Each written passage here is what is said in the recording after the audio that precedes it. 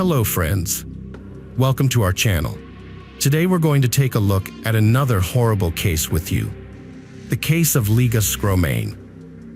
Liga Škromane was born in 1986 in Latvia, where she grew up in a close-knit family with an older brother and a younger sister.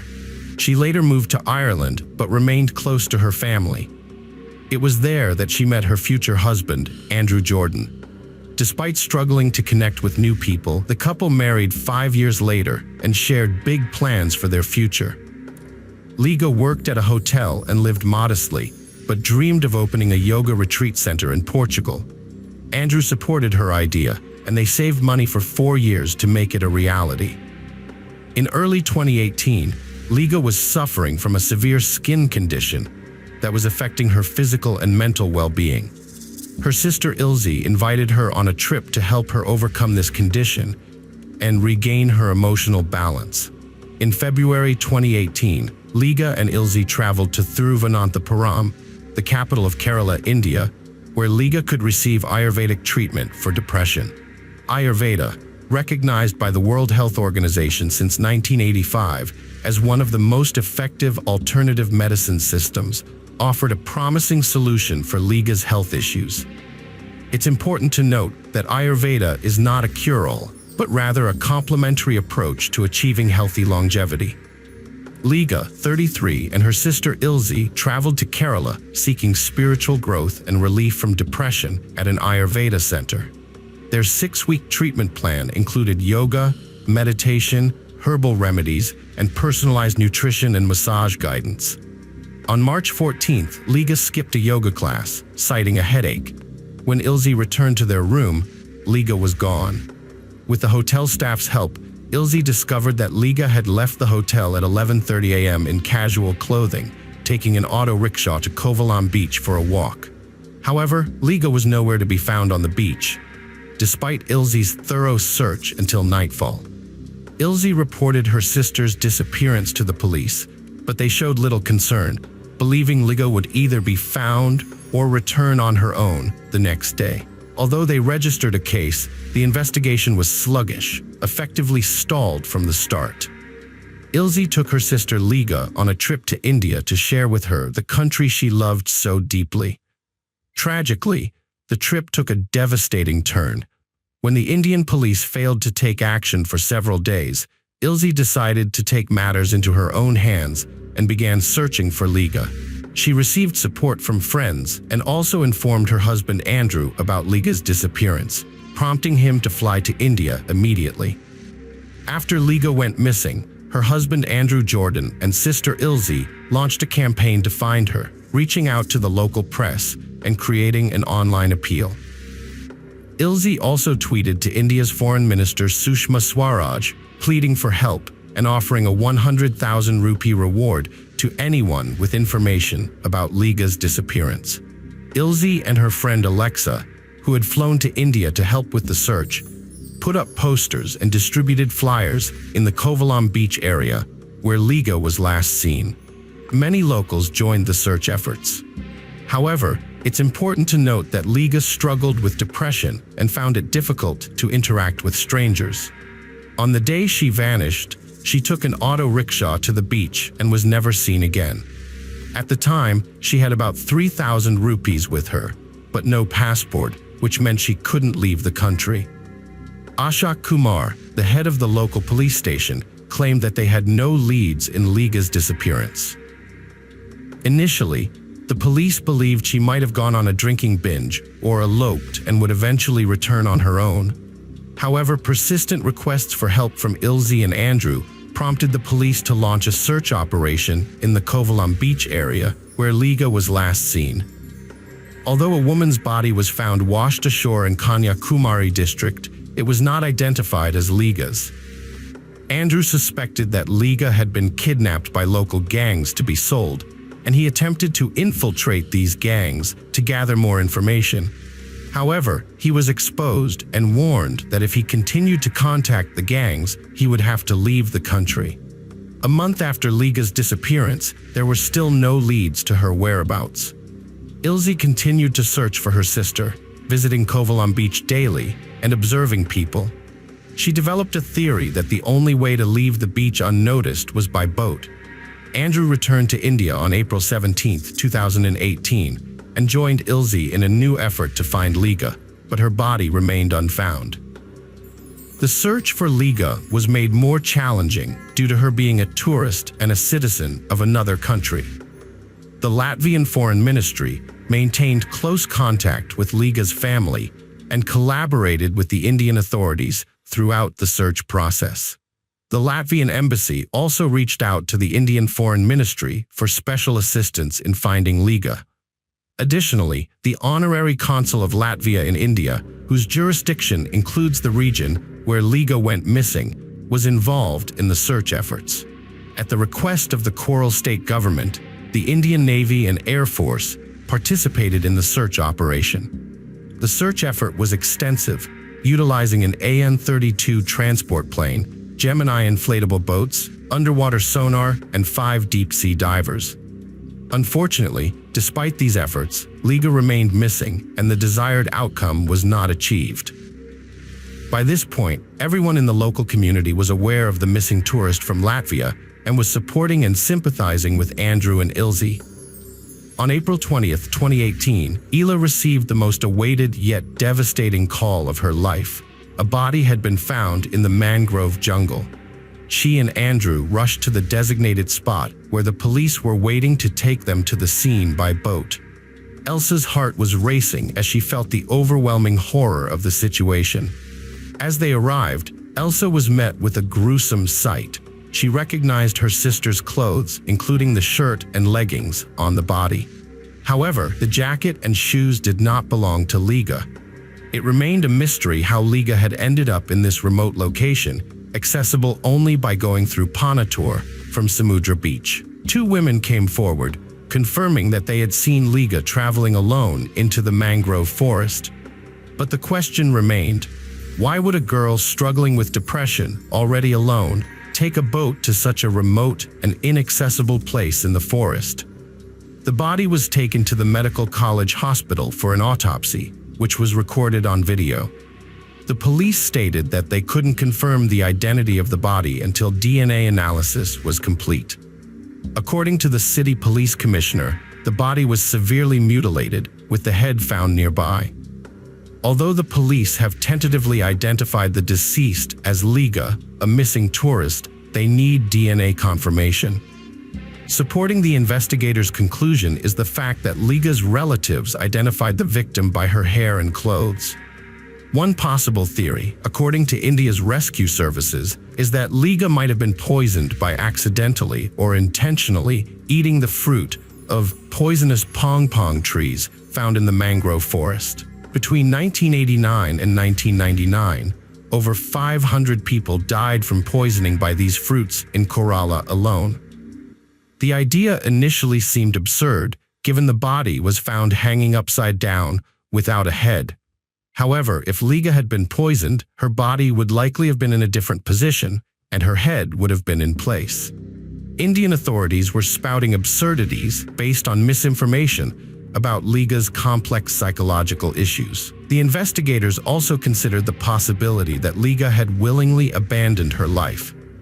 Ilse was concerned that the police would try to cover up her sister's murder by claiming she had voluntarily ended her life, despite the presence of a rope at the scene, which suggested the hiker had hanged herself.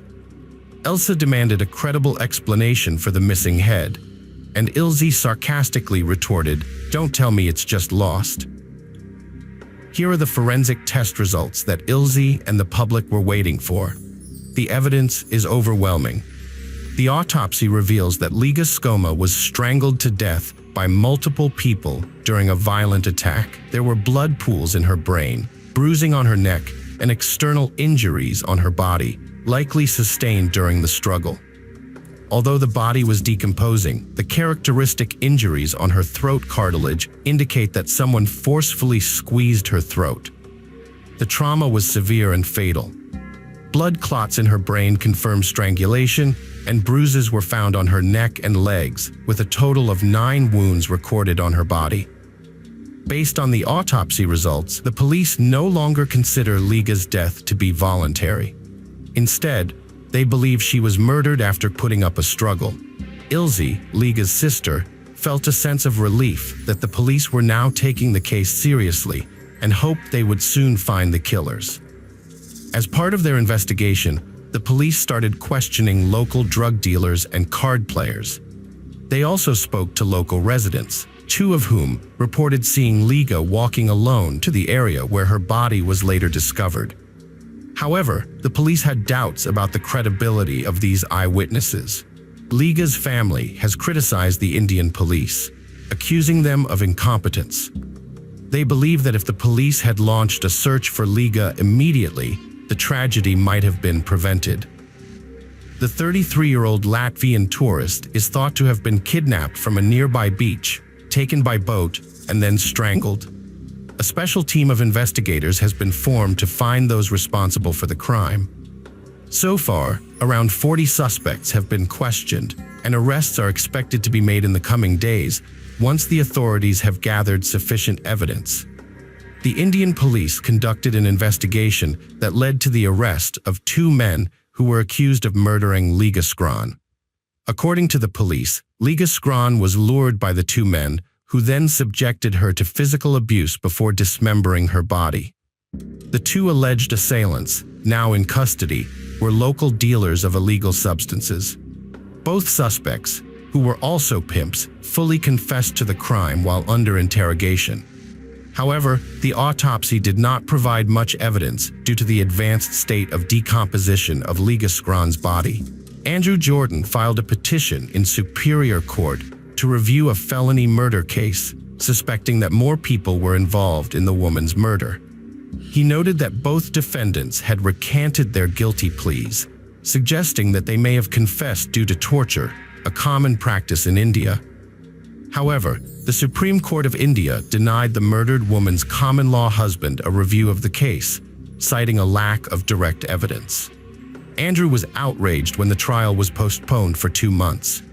He had previously accused the authorities and police of incompetence and attempting to cover up the murder to avoid scaring off tourists.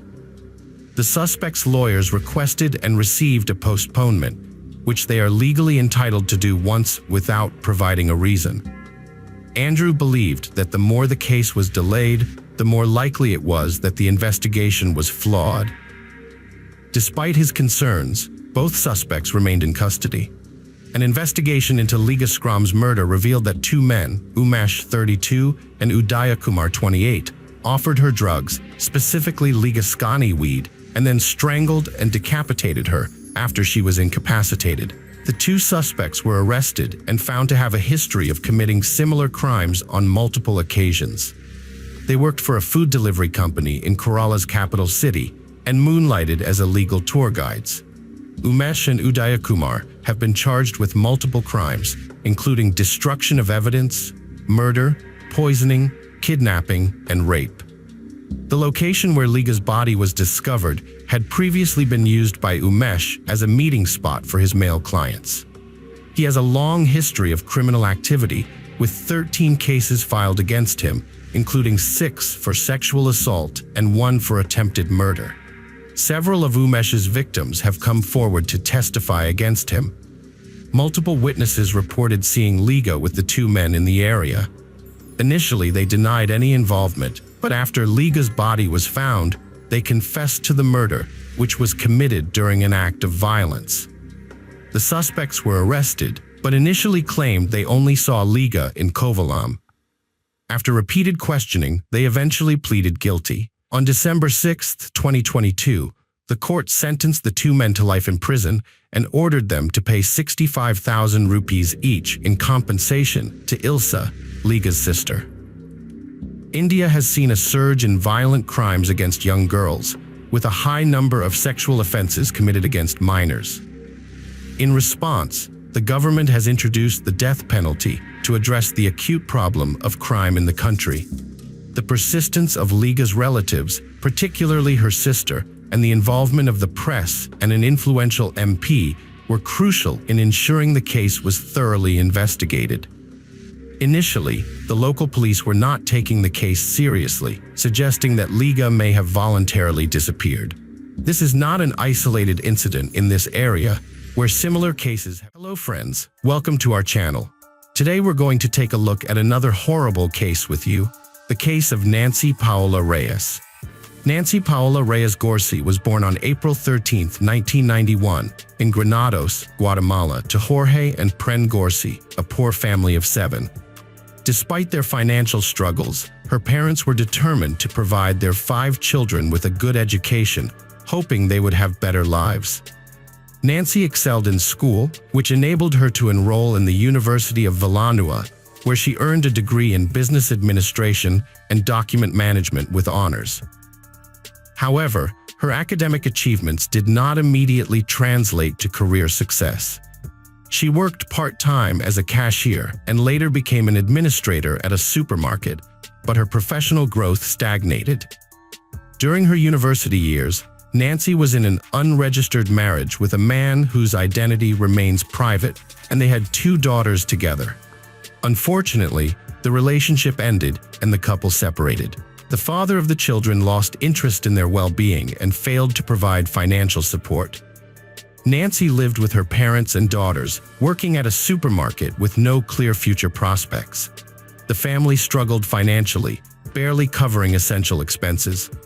However, Nancy's older sister's decision to immigrate to the U.S. in 2013 changed everything. Her sister found a good job, got married, and settled down, inspiring Nancy to make a similar change. Instead of the U.S., Nancy chose to relocate to sunny Spain.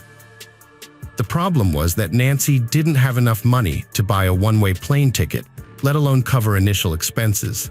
So she worked hard for several years, saving diligently until she finally had enough money to make her dream a reality. In July 2018, Nancy bought a ticket to Madrid, promising her parents she would stay in touch to alleviate their worries. Her plan was to find a place to live and a job upon arrival, with a few €1,000 to cover rent, food, and essentials until she could secure a steady income. When Nancy left, she was 27 years old, and her daughters, who stayed with their grandparents in Guatemala, were 7 and 5 years old. After a brief stay in Madrid, Nancy moved to Barcelona and later settled in Cádiz, the capital of the province of Cádiz, Spain. She kept in close touch with her family, calling home almost every day to check in on them and regularly sending money to support them. Over time, her remittances enabled her parents not only to support themselves and her daughters, but also to renovate their old house. Although Nancy didn't have a steady job, she made a living by doing odd jobs like cleaning houses for wealthy families and caring for the elderly and sick. Despite the challenges, Nancy never complained and was optimistic about her decision to move to Europe, where she believed she had more opportunities. She was convinced that she could never have earned as much back in Guatemala, even if she worked non-stop without days off. Nancy was pleased with her new life and even planned to bring her daughters to Spain once she had saved enough to rent a comfortable and spacious home for the whole family. Nancy initially kept her personal life private, citing her busy work schedule as the reason. However, in the spring of 2020, she confided in her parents about meeting Carlos Andres Bustamante, with whom she had begun a romantic relationship. The two had met by chance while Nancy was searching for a new place to live, and as they spent more time together, their relationship blossomed. They eventually moved in together, with Carlos being a year older than Nancy. At the start of their relationship, Carlos didn't have a steady income, relying on small, odd jobs to get by.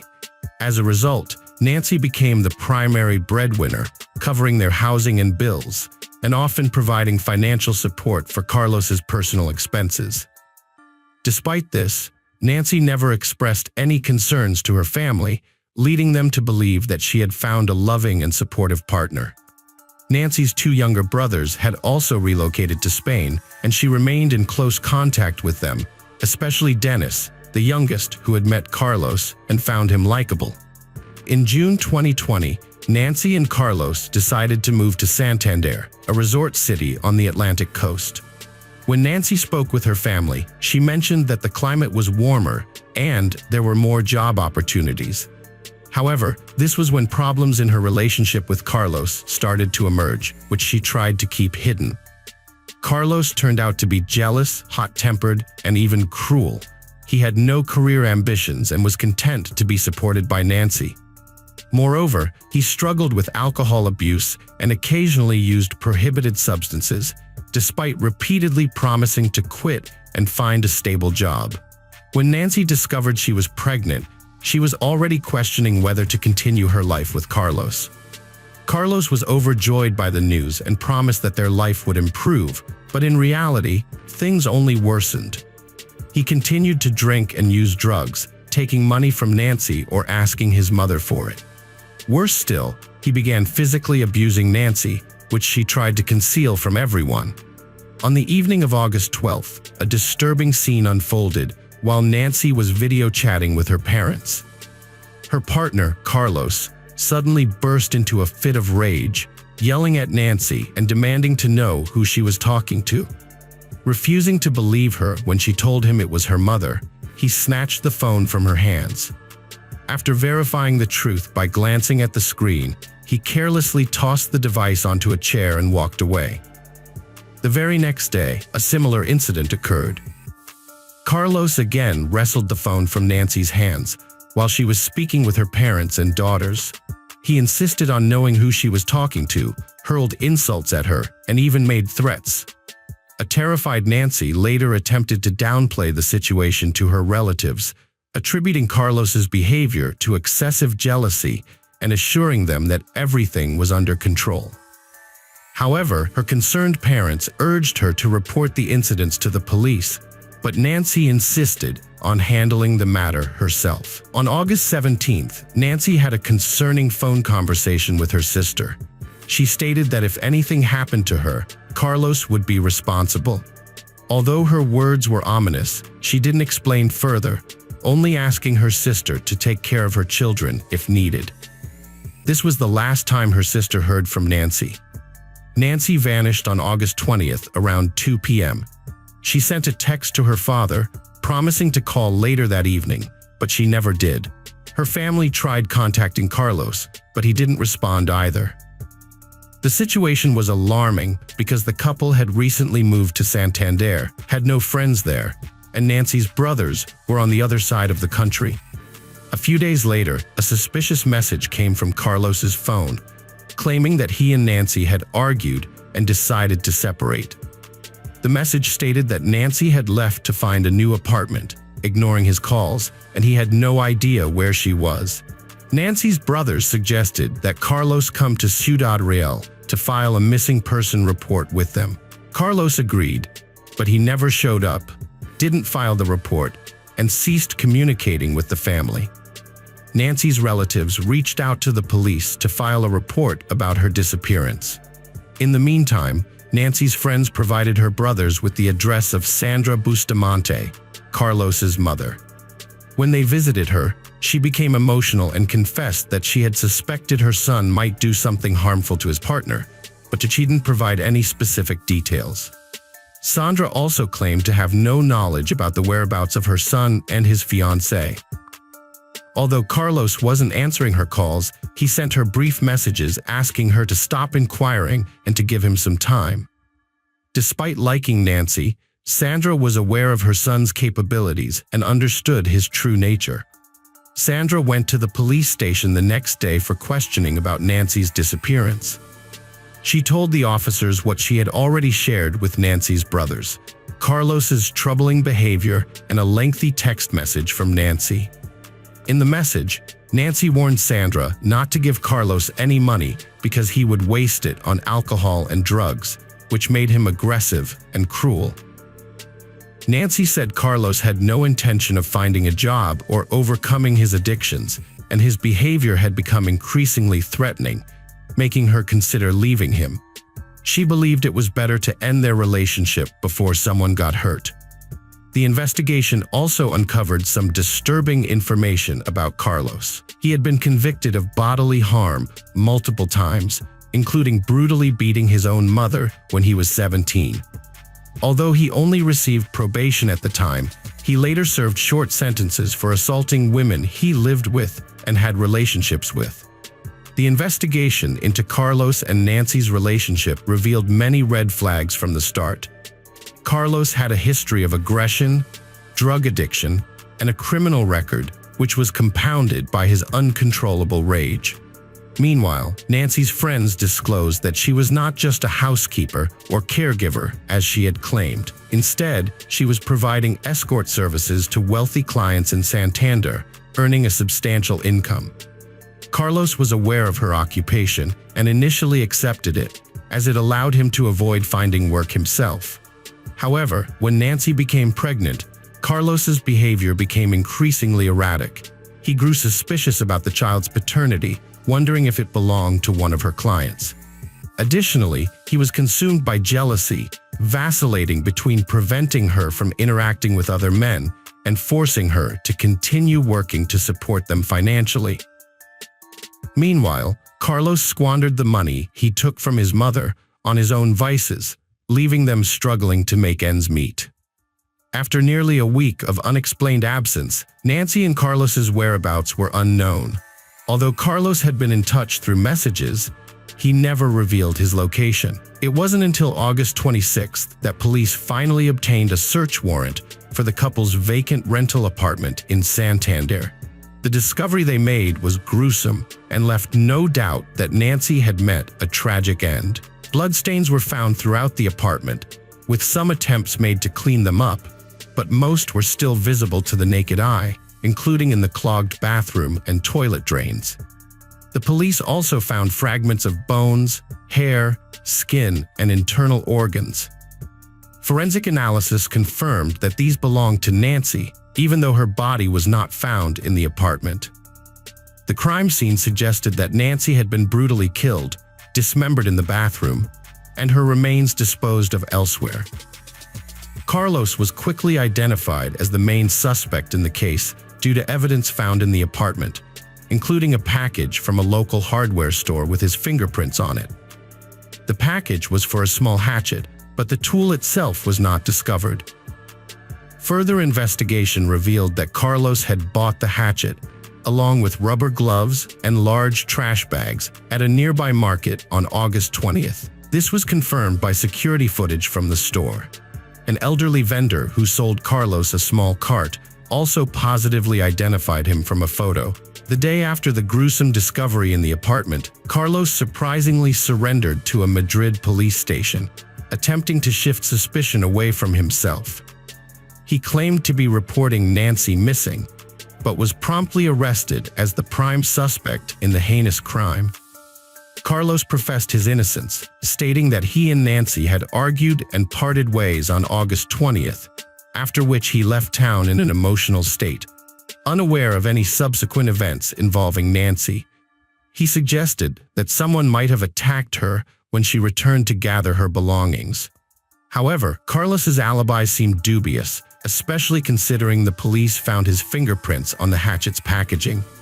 Despite conducting an extensive search of nearby wastelands, sewer systems, and the coastline with the help of divers, no trace of Nancy was found. To further investigate, the police tracked Carlos's movements from August 20th to 26th, using his mobile phone signals, revealing that he had spent 3 days traveling along the coast and visiting Bilbao and Burgos before heading to Madrid.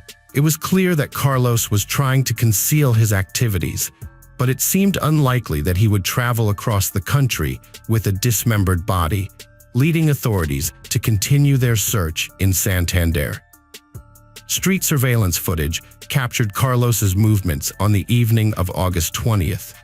He was seen walking towards a large forest park, but returned to his apartment late at night. He then left again, this time pushing a cart filled with unusual, oddly shaped bags. Since there were few cameras within the park, Carlos vanished from view once he entered the wooded area. Later, he re-emerged with the same cart, but it was now significantly lighter. He then proceeded towards the railway tracks, which were located near a steep cliff overgrown with bushes. After visiting this area, Carlos returned once more, but this time without the extra weight, providing law enforcement with a clear lead on where to search for the body. On September 16th, police discovered bags containing badly decomposed human remains in a heavily overgrown area on a hillside. The remains were identified as those of Nancy Gorsey, who had been dismembered into 20 parts using a hatchet. Although security camera footage showed everything Carlos had transported in a cart was recovered, one crucial item was still missing: the fetus of the 4-month pregnant Nancy. The state of the victim's genitals and lower abdomen revealed a brutal mutilation with a knife and hatchet, suggesting that the killer had removed the fetus and disposed of it separately from the mother's body. Despite mounting evidence, Carlos refused to admit his involvement, providing contradictory statements and trying to shift the blame onto an unknown attacker. However, traces of Nancy's blood were found on his clothes and shoes, which he had attempted to wash off but failed to completely remove. Through diligent investigation, authorities were able to reconstruct the sequence of tragic events and the entire scenario of the crime, ultimately incriminating Carlos.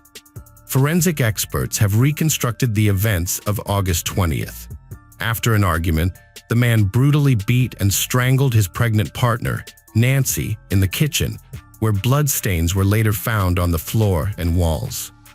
Next, he moved Nancy's body to the bathroom, went shopping at a hardware store in the market, and then used a hatchet and large kitchen knife to dismember her body into 20 pieces. He placed the pieces in bags and loaded them into a cart. That night, he took the cart to a park, searching for secluded areas to dispose of the body parts. He followed a pre-planned route, scattering the bags in various locations, hoping they would never be found. The fate of the fetus removed from Nancy's body remains unknown. Carlos denied his guilt, claiming to have loved Nancy from the time of the murder until his arrest in Madrid. He used the money he stole from Nancy to fund his daily bar hopping across various cities. The investigation and search for evidence and witnesses took nearly 2 years, and the trial did not begin until July 2022. In November 2022, Carlos was found guilty of the premeditated, brutal murder of Nancy and her unborn child, as well as the dismemberment and desecration of her body. However, many considered the sentence too lenient. Carlos was sentenced to 25.5 years in prison and ordered to pay €150,000 in compensation to Nancy's parents. Hello friends, welcome to our channel. Today we're going to take a look at another horrible case with you, the case of Lindsay Birbeck.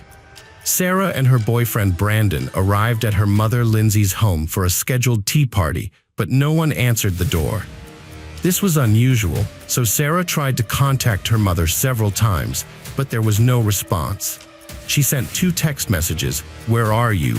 and a series of question marks, but still received no answer. After waiting outside for an hour, Sarah called her father, Tim Birbeck, to report that her mother was missing and not answering her phone. Tim picked up Sarah and Brandon and took them to his house around midnight. Sarah and Tim then returned to Lindsay's house with a spare set of keys, but found no signs of her or any indication of what might have happened. The house was in order, with no note of explanation. At 12:11 a.m. on August 13th, Tim reported Lindsay missing to the police, telling the dispatcher that his ex-wife was missing and could not be found. The disappearance of Lindsay shook the small suburban community to its core. In response, hundreds of people from the community banded together to search for her. The search party consisted of men and women, grandparents, dog walkers, teenagers with bicycles, and mothers with strollers. Despite most of them not knowing Lindsay personally, they were determined to find her. For 2 consecutive days, people gathered at Coppice, fueled by hope of finding a crucial clue that could solve the mystery of her disappearance. After days of searching, posting appeals on social media and putting up posters, the community's efforts continued unabated. However, as the days turned into weeks, it became increasingly clear that the search would be a challenging one. With each passing day, the chances of finding Lindsay alive grew slimmer. The detectives classified Lindsay as high risk, given that she had never gone missing before, and her family described her disappearance as uncharacteristic of her. Nevertheless, the search party refused to give up, driven by their determination to find Lindsay. The local community quickly sprang into action, printing and distributing thousands of posters featuring Lindsay's face throughout the neighborhood. A Facebook group dedicated to the search also rapidly gained popularity, reaching 10,000 members within hours of the police appeal being posted online. As a result, posters were soon plastered on every available surface, including lampposts, storefronts, and traffic lights, calling for the public's help in finding Lindsay. The police launched a comprehensive investigation into her disappearance from her home, involving specialist officers, dog handlers, firefighters, mountain rescue teams, volunteers, and the city's search and rescue team.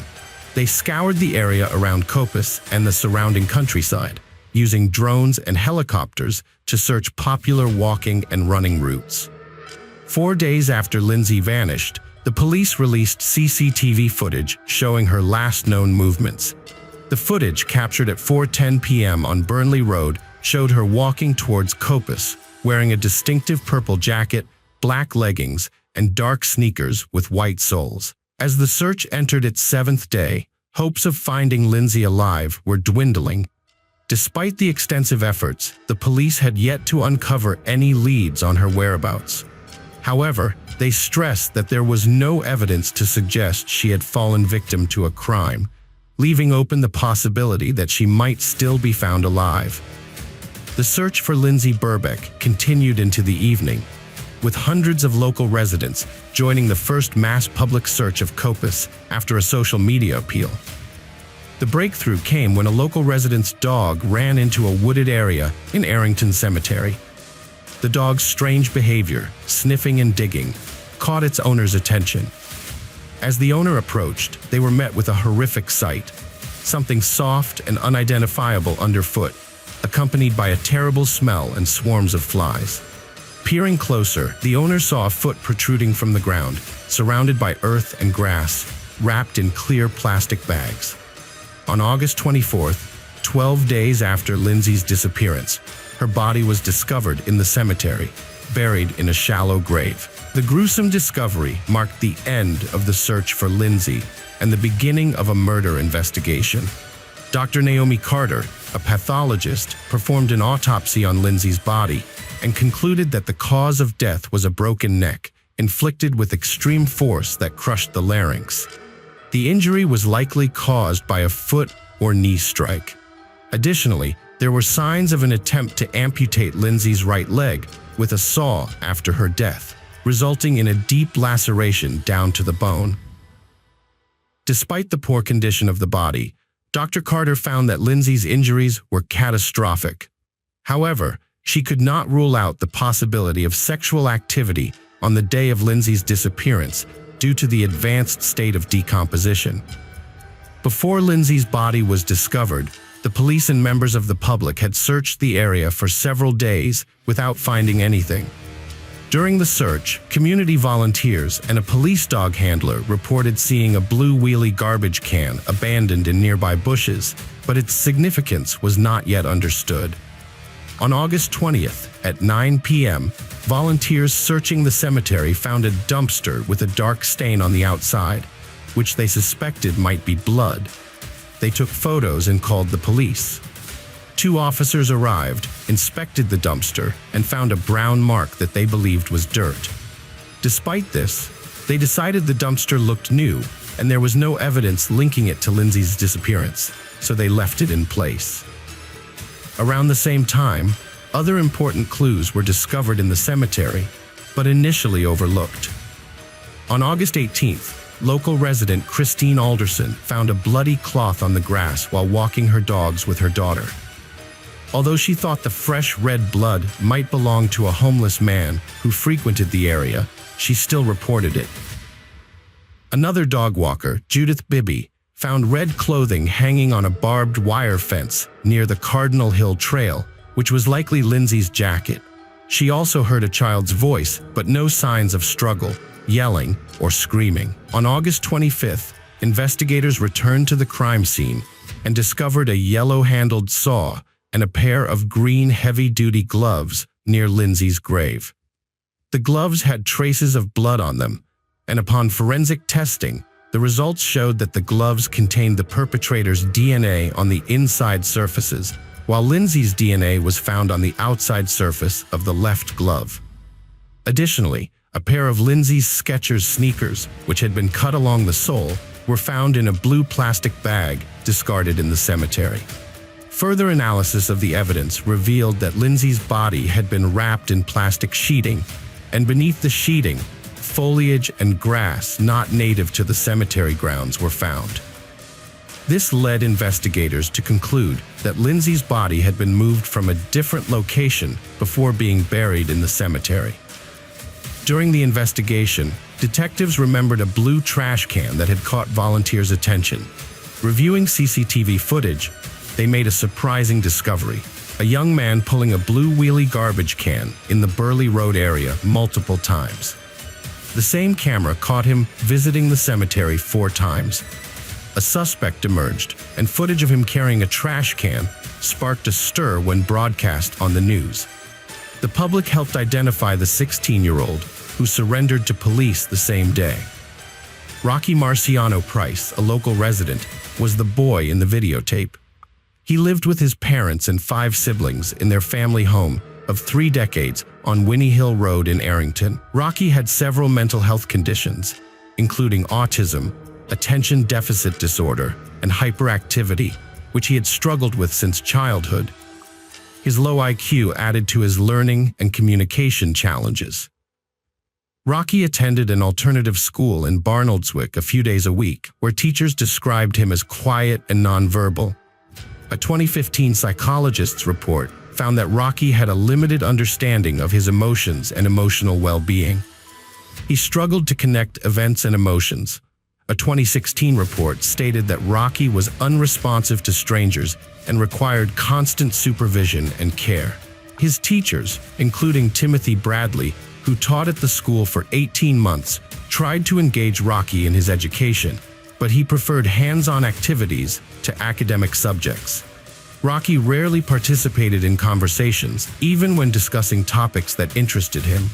Despite this, he was physically strong and tough for his age.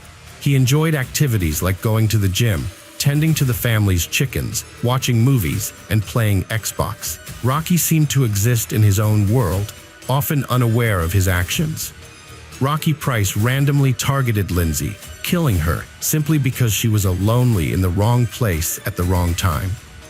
On the first anniversary of the crime, August 12, 2020, Price went on trial and was unanimously found guilty by a jury after an 8-day retrial and 4 hours of deliberation. Although Price admitted to helping dispose of Lindsay's body, he claimed he had no role in her murder. He stated that a stranger approached him and asked for his help in burying the body in exchange for payment. However, evidence found at his home in Arrington contradicted his claim, including plastic bags identical to those found at Lindsay's grave.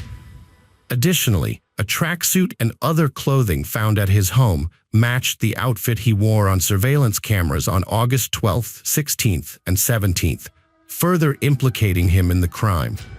Defense attorney Mark Van Halls argued that Rocky Price, although responsible for burying the victim's body in the cemetery, was not her killer. Despite substantial evidence, Price pleaded not guilty to the crime, but admitted to moving the body. During the trial, Price, through his attorney, provided a statement explaining his movements between the crime scene in Copus and the cemetery where the body was found. However, the prosecutor maintained that Price acted alone. The motive behind the random attack on 47-year-old mother of 2, Lindsay, was never revealed, as the perpetrator did not know the victim. The judge sentenced Price to life imprisonment with a minimum term of 16 years. He will be eligible for release when the parole board deems him no longer a danger to society. The judge described the attack as swift and brutal, stating that Price clearly intended to kill a woman who was walking alone just minutes before Lindsay's incident. Meanwhile, another woman, Zoe Braithwaite, had a narrow escape from a similar attack. She encountered a suspicious teenager wearing a hood and walking alone on a parallel path. Her instincts kicked in, and she became wary of the individual, noticing that he looked out of place for a walk in the woods at that time of year. She quickened her pace and eventually ran away, likely saving her own life. The judge noted that if it hadn't been Zoe, it could have been someone else, and it was unfortunately Lindsay who fell victim.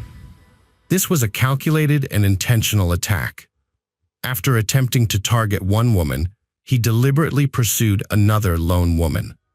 His actions after the crime reveal his ability to think and plan. His teachers testified that he excelled in practical tasks, which he utilized to conceal the body. Rocky Price made 2 trips to Copus on the evening of August 12th. At 6:55 p.m., he was caught on CCTV cameras carrying a black backpack, possibly containing a saw, to dismember Lindsay's body. Later, at 8:28 p.m., dog walker Anthony Doe witnessed him pulling out an empty trash can from the same location where his grandfather and other family members are buried. Without showing any signs of panic or excitement, Rocky Price executed a premeditated plan to dispose of Lindsay's body. He placed her in a blue trash can, dragged her to the cemetery, and spent over an hour burying her near the railroad line. He left behind a saw, gloves, and a trash can at the scene. The senseless and brutal murder of a stranger in broad daylight is deeply disturbing to society.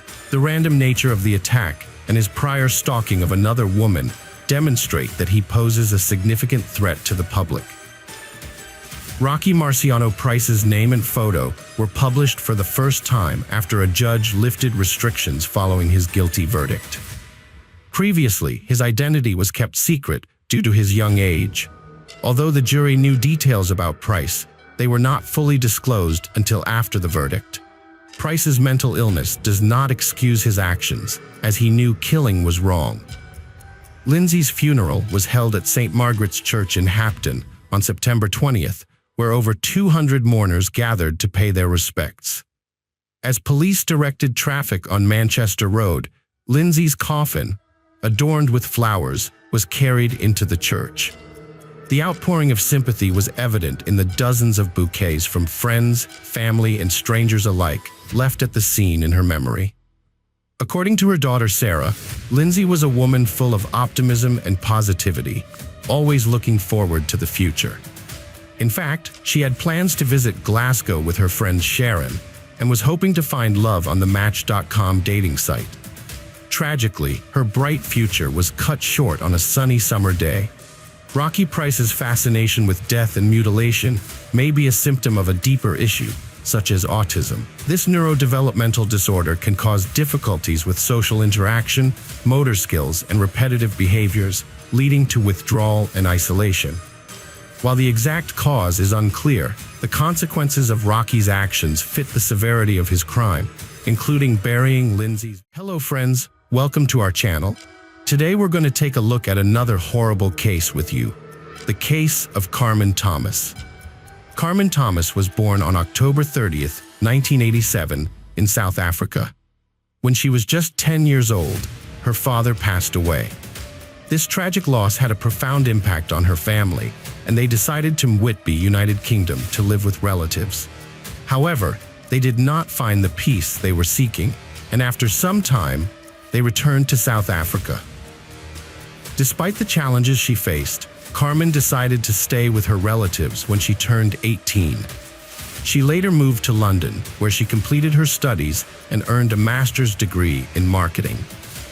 Carmen had a strong and charismatic personality that drew people to her.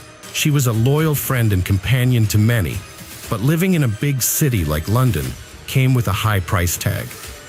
To maintain a decent standard of living, Carmen had to work hard. During the day, she worked as a marketer in a store, and in her free time, she worked part-time in a gentleman's club. Although her choice of part-time job may seem unusual, Carmen was a girl with strong values and never engaged in unnecessary or undignified behavior, which earned her the respect of her clients. In this place, she met Brad Callahan, a charming and flamboyant man. Born in New Zealand in April 1978, Brad's parents separated when he was 9 years old, and he stayed with his mother. They later moved to Australia in 2001. After graduating from university with an engineering degree in the construction industry, Brad was offered a job as chief structural engineer for a large business complex in the UK. To boost his professional image, Brad hired a gentleman's agency and met Carmen, a beautiful, intelligent, and tall woman with dark hair and bright eyes. Although they started with a casual arrangement, Brad and Carmen continued to communicate informally, which eventually turned into a strong friendship and later, love. Their romantic relationship blossomed quickly, and they soon moved in together. Their life was built on trust, care, and mutual support, making them look absolutely happy. Carmen became pregnant, and Brad thought it would be best for them to move back to New Zealand, where the air is clean and the pace of life is more relaxed. They returned to Auckland in March 2005. After their son Jack was born, he brought immense joy and happiness into their lives from day one. Carmen and Brad prioritized his safety and well-being, providing everything he needed for a happy childhood. To them, Jack was the center of their universe. However, with Jack's arrival, serious disagreements began to surface in their relationship. The first disagreements arose over how to raise their child. As a result, their relationship became rocky and unstable, ultimately leading to their breakup 3 years later. Despite the challenges, they shared joint custody of Jack and made a genuine effort to maintain a positive relationship for his sake. The breakup was difficult for both Carmen and Brad, but they put their differences aside to ensure little Jack's well-being. Carmen and Jack moved in with Colin, Carmen's half-brother, in Oakland, seeking emotional support and a sense of family. As time passed, Carmen regained her emotional balance and started rebuilding her life without Brad. In 2008, she decided to move to a house on a nearby street to Brad's so her young son could be closer to his father. Carmen, who had lost her own father at a young age, wanted to ensure her child would have a father figure in his life as much as possible. Carmen and Brad maintained a relationship for the sake of their son, but many people mistakenly thought they remained couple. In truth, they only communicated when necessary to support their child. As they went their separate ways, both Carmen and Brad concentrated on finding personal happiness. Brad continued his career as a construction engineer and eventually started a new relationship in May 2009, which led to an engagement. Carmen focused on raising their son while working at the Gentlemen's Club, which upset Brad. He thought the mother of his child should not be involved in questionable activities. This disagreement created tension in their relationship, which worsened over time. Carmen issued ultimatums, but Brad ignored them. Despite this, Brad got married again and was expecting another child. His new financial responsibilities affected the alimony he paid Carmen for Jack's care. The money issue triggered a series of scandals. On March 19, 2010, neighbors called the police due to a domestic violence incident. Carmen was involved in a physical altercation with Brad during an argument and received a warning. Their relationship finally broke down. Even after separation, arguments continued. Each new question about Jack's care sparked aggression and conflict between the two former lovers. They couldn't agree on something as simple as which school Jack should attend, leading to more disputes. On June 29, 2010, Brad visited Carmen's house to finalize a written agreement for child support and discuss a new school for Jack. However, Carmen was unhappy with the document and refused to sign it. In a heated argument, she shouted that Jack was not Brad's son and told him to leave. Brad departed. 2 weeks passed without Brad contacting Carmen. Concerned for her safety, Brad reported Carmen Thomas missing to the police on July 13, 2010. The authorities took his report and launched an investigation. By analyzing video footage and interviewing neighbors, investigators were able to piece together a timeline of events leading up to Carmen's disappearance, uncovering crucial details that would aid in the search for her. On June 29th, a surveillance camera caught Carmen on tape at a nearby supermarket, not far from the house she shared with Jack. The police were alerted to the house when they noticed that there was no garbage can outside, which seemed unusual. Upon inspecting the house, they found traces of blood on the front door, washing machine, and shower. Forensic experts used luminol to detect blood evidence, which reacts with the iron in hemoglobin. The test revealed multiple patterns of bloodstains on the bathroom door and floor, confirming their suspicions. The landlady reported that on June 29th she heard loud screams, followed by prolonged crying and moaning. She went to Carmen's door, but no one answered. When she looked out the window, she saw a street trash can and an overturned drying rack on the ground. Alarmed, she called her husband. Before he arrived, Brad emerged from the house, holding dirty clothes. When he saw the landlady, he hastily explained that Carmen had undergone a medical procedure and had vomited blood. However, the landlady was suspicious, noting that Brad looked like he had just showered. Despite her doubts, she didn't call the police, as she had no reason to disbelieve Brad's story. The police investigation focused on Carmen's cell phone, which showed a steady stream of messages and calls. However, the tone and style of these communications didn't match Carmen's usual way of communicating. This sparked even more questions. Where did Carmen go for medical help, and why? Fortunately, the answers weren't far off. As the investigation continued, Carmen's car was discovered. In the back seat, her personal belongings, including luggage and clothes, were found. A closer look at the seized suitcase revealed bloodstains on some items. A note in the car revealed that Carmen owed money to her employer. A surprising discovery was made in the glove compartment, an envelope with Misty's name on it, containing $270. Police Inspector Mark Benefield suspected foul play after discovering bloodstains in Carmen's car. A search of the countryside southeast of Auckland was conducted, but Carmen's body was not found. The investigation continued, with detectives analyzing Carmen's and Brad's phone records. They made a surprising discovery. Both phones were in the same location throughout the search period, and Carmen's phone hadn't connected to a cell tower in Hamilton. A crucial piece of evidence was a missing trash can, which had vanished from its usual spot near the house on the day Carmen disappeared. A neighbor had seen it through her window. But why was it necessary for the trash can to be inside the house in the first place? The police investigated Brad's phone and financial records, which revealed some suspicious purchases on June 30th, including a meat cleaver, a large plastic container, and garbage bags. By examining Brad's daily routine, they found some unusual events that didn't fit his normal pattern.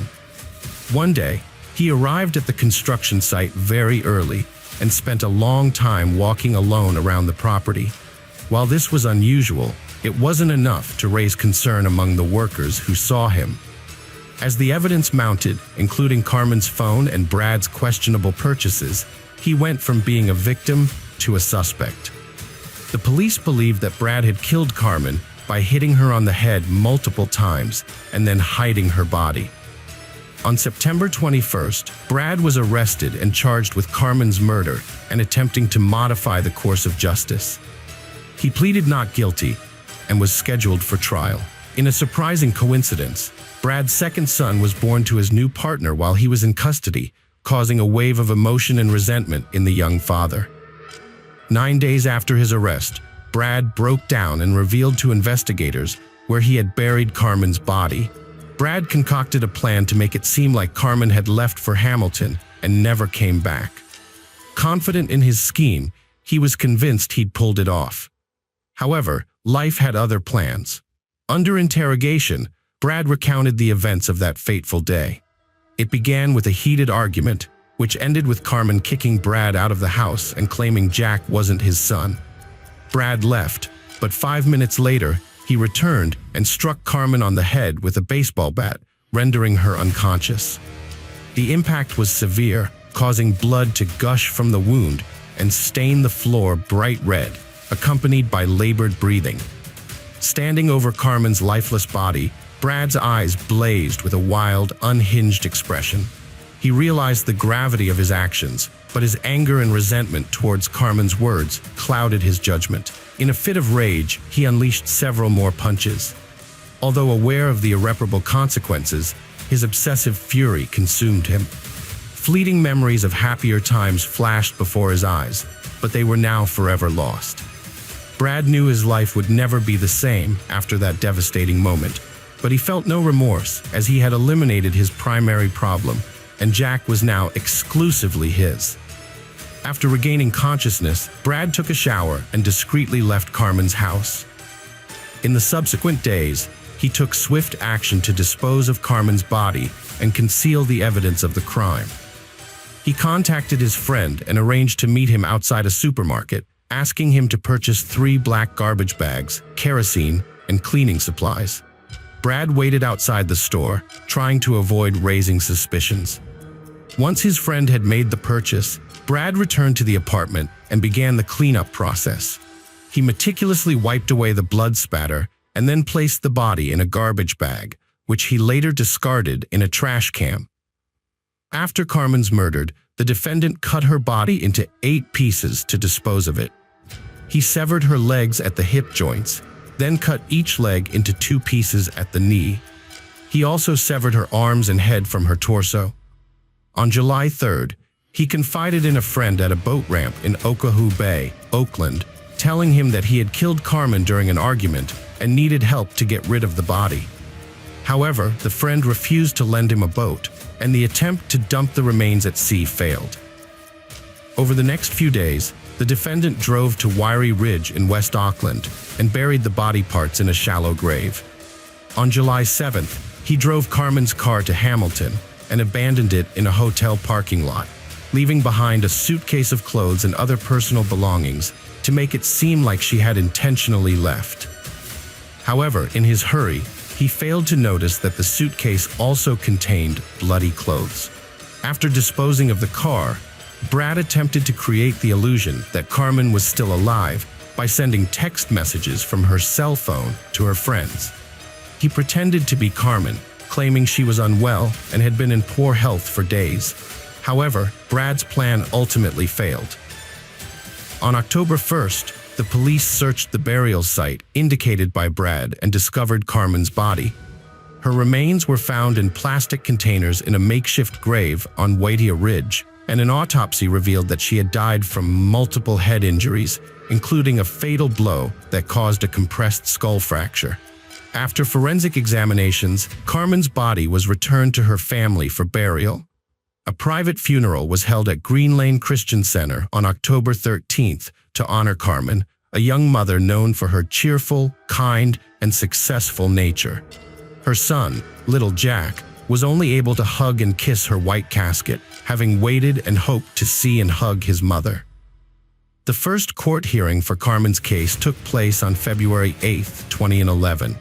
Judge Venning found the crime to be unintentional, taking into account Brad's claim that he acted in a fit of rage. While Judge Venning acknowledged this, he was less lenient when it came to Brad's attempted cover-up. On May 26, 2011, Brad Callahan was charged with attempting to obstruct justice. According to the police investigation, on July 29, 2010, Callahan fatally struck Carmen Thomas multiple times in the head. He then sent a text message to a friend asking for 3 garbage bags and a bottle of kerosene. Subsequently, Callahan dismembered Carmen's body into 8 pieces to dispose of it. On November 25, 2011, a retrial was held, and police officers involved in the case filled the Auckland High Court. Unexpectedly, Brad Callahan pleaded guilty to 2 charges: murder and attempting to obstruct justice following Carmen's death. This was a reversal of his previous denial of guilt. The judge described Callahan's actions as one of the most serious cases of attempting to pervert the course of justice, stating it was as serious as it gets. The judge also characterized the murder of Carmen Thomas as brutal, but not severe enough to warrant the harshest sentencing laws. A 33-year-old man, Brad Callahan, was sentenced to life in prison for murdering Carmen Thomas in Auckland High Court. The court was packed with Carmen's friends and family, including her parents, who had traveled from South Africa. Judge Venning condemned Callahan's attempts to cover his tracks, describing them as insufficient to bring him to justice. Callahan will serve his life sentence and 6 years for attempting to pervert the course of justice concurrently. Detective Inspector Mark Benefield stated that Callahan's actions had a devastating impact on two families and that he had effectively passed judgment on himself. Callahan's supporters left the court without commenting. Carmen's family expressed their grief and anger over her tragic loss, grateful that Callahan will be imprisoned for a long time to reflect on the harm he caused. Her mother, Teresa Scott, was left completely devastated by the incident. Detective Mark Benefield explained that the 10-week investigation into Carmen's disappearance involved hundreds of hours of police work. Early on, they suspected she was murdered and carefully gathered evidence following proper legal procedures. Benefield praised the cooperation with the defendant's employer and ongoing efforts to search the construction site for more evidence. He didn't rule out further arrests or charges related to Carmen's death. The Thomas family is devastated, saying they'll never forgive Brad for his actions. However, Carmen's stepfather, Wayne Callahan, and his attorney, Stuart Grieve, acknowledged Brad's acceptance of responsibility and won't challenge the sentence. The case raises concerns about potential biases against Carmen due to her profession, but emphasizes that the victim is not to blame and Brad's actions were inexcusable. The case has garnered significant media attention due to its rarity in New Zealand. The impact on Carmen's young son, Jack, who now lives under an assumed name, is also discussed, with the need to protect him from learning the truth. Hello friends, welcome to our channel. Today we're going to take a look at another horrible case with you, the case of Brianna Marie Schneller. Brianna was a vibrant and diligent young woman who excelled academically as the top student at Everest High School in Washington. She had a passion for Mexican cuisine, music, and dancing, and enjoyed thrilling activities like roller coasters. Her parents, Craig and Lori Schneller, described her as an outstanding individual. Brianna had achieved a remarkable feat by being the only student from Wisconsin to qualify for a prestigious national competition in professional and technical fields. She was set to present her project in Tennessee that summer. Her long-term goal was to pursue higher education in restaurant management and eventually start her own business in the food industry. To gain experience and skills, she worked part-time at the El Michal restaurant in Rib Mountain. Colleagues, friends, and customers alike appreciated Brianna's kind and responsive nature. With her graduation and upcoming wedding to her fiancé, 22-year-old Sebastian Ramirez, just around the corner, the future looked bright for this ambitious and talented Brianna. At first, Brianna's parents disapproved of her relationship with Sebastian due to their age difference and their belief that she was growing up too fast. However, after getting to know Sebastian better, they came to trust him and saw that he genuinely loved Brianna and was committed to their future together. The couple eventually moved in together, renting an apartment on 12th Avenue in Wa, along with Sebastian's 19-year-old brother, Hugo. From the outside, it seemed like the three of them got along well and lived harmoniously, with many people envying their friendship. Sebastian and his brother also supported Brianna's interests and worked with her at a local restaurant called El Tequila Salsa. One ordinary workday changed everything for Sebastian and Brianna. No one anticipated the horrific tragedy that would soon unfold, shattering their plans and dreams. On the morning of May 2, 2009, Sebastian was the first to wake up, choosing not to disturb Brianna, who was sleeping peacefully beside him. Since it was her day off from school, she didn't need to rush. While Sebastian was in the shower, Brianna woke up and they exchanged sweet greetings, discussing their plans for the day. Meanwhile, Sebastian tried to rouse his younger brother, Hugo, who had stumbled in late the night before after overindulging at a party. After getting ready, Sebastian headed to work, just a 5 to 10 minute walk away. Hugo followed soon after, leaving Brianna alone at home, where she chatted with her mother and attended to her tasks. Hugo felt restless and had a headache, probably from drinking too much the night before. He was struggling to focus and regretted overindulging. To get some rest, he decided to swap lunch breaks with a colleague and headed home at 1:20 p.m. When he entered the apartment, everything seemed normal at first.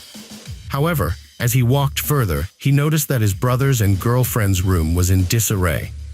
What caught his attention was Brianna lying on the floor. Hugo rushed to her and asked what had happened, but she didn't respond. At first, he didn't notice the blood.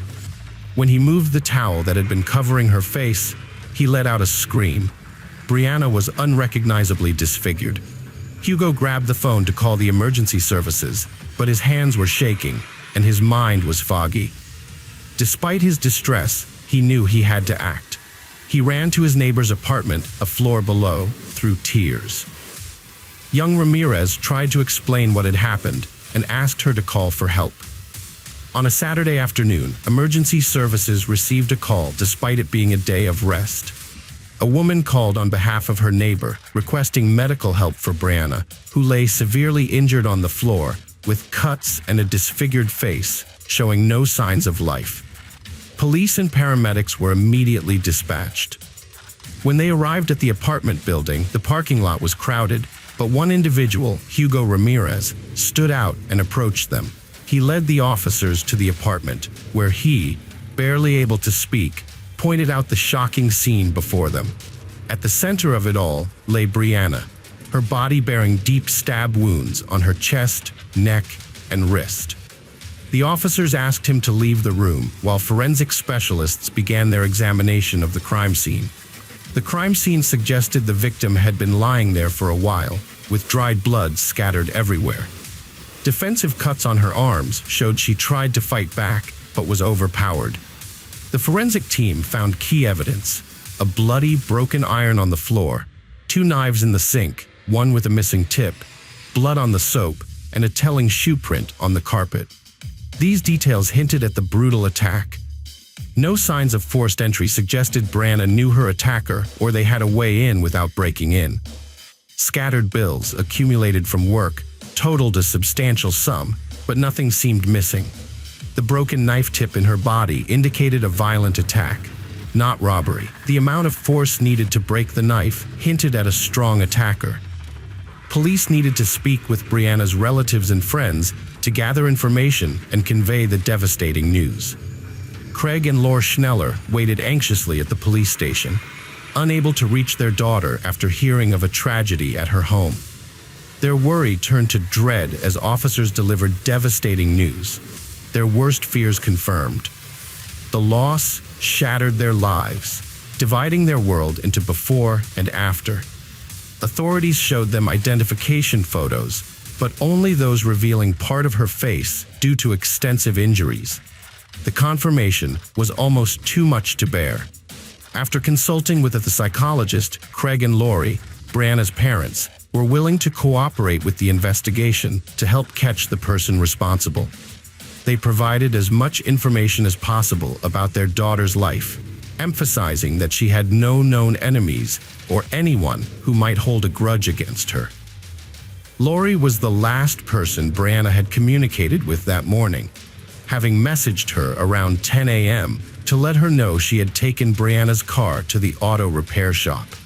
Brianna responded to the message, which meant the incident occurred after she spoke with her mother and before Hugo arrived, establishing a timeline for the events. The police launched a thorough investigation, starting by interviewing the Rodriguez brothers, Sebastian and Hugo, separately. Sebastian, Brianna's fiancé, reported that he woke up at 9:15 a.m., had a brief conversation with Brianna while getting ready for work, and then woke his brother up. By 10:15 a.m., he was already at the restaurant. He learned about Brianna's death after receiving a phone call. Hugo's account matched his brother's, stating he left the house about 10 to 15 minutes after Sebastian and returned home at 1:20 p.m. because he was feeling unwell and wanted to rest. However, his illness and fatigue disappeared when he discovered Brianna's body. After that, he was in shock, unable to think clearly or react properly, so he ran to a neighbor for help. The Ramirez brothers' statements seemed believable, and their distress appeared genuine. However, the police knew that convincing performances were not enough. They needed concrete evidence to prove their innocence. It was possible that one brother was the killer and the other was covering for him. To explore this possibility, detectives asked the brothers about their relationships with each other. Sebastian expressed his love for Brianna and his excitement about their upcoming wedding. Hugo was questioned about any potential grudges against his brother's girlfriend, or if they had argued, but he denied any issues. He also clarified that, despite finding Brianna attractive, he had no romantic intentions towards her because he valued his good relationship with his brother and would never interfere with Sebastian's happiness. Hugo considered Brianna like a sister.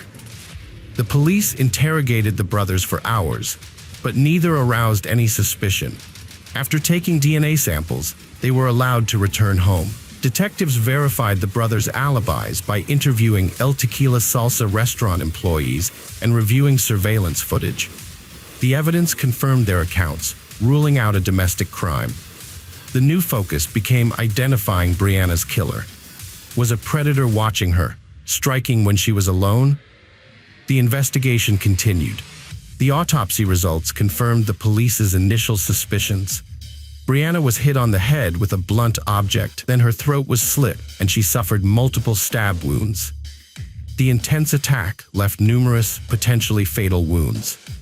Despite the brutality, Brianna fought back fiercely, as evidenced by foreign DNA under her fingernails. Initial claims that nothing was missing proved false. Brianna's phone was gone, and Sebastian reported it to detectives. The phone's active signal led police to a nearby restaurant where Sebastian and Hugo worked. The investigation became even more complicated when the brothers provided a solid alibi and one of them reported the missing phone, which seemed suspicious given the coincidences. Detectives rushed to the location indicated, but instead of a crime scene, they found themselves in the parking lot of a shopping center with a restaurant. After a brief search, they found a plastic takeout bag in a trash bin with the logo of El Tequila Salsa. Inside the bag, they discovered the girl's phone, 2 mismatched gloves, and a pair of women's underwear. One of the gloves was stained with blood. This unexpected discovery changed the direction of the investigation, suggesting that the crime might have been motivated by intimate reasons and involved a predator. The bag and its contents were sent to the laboratory to be analyzed for potential fingerprints or DNA evidence from the perpetrator. When shown a photo of the items, Sebastian identified the underwear as belonging to his girlfriend. The investigation continued, with multiple interrogations of the restaurant staff, and on May 5th, everyone was asked to provide DNA samples and undergo medical examinations to check for scratches or injuries. The police also thoroughly reviewed both internal and external surveillance footage from the restaurant and neighboring establishments. The police faced a significant challenge in identifying who had discarded the bag.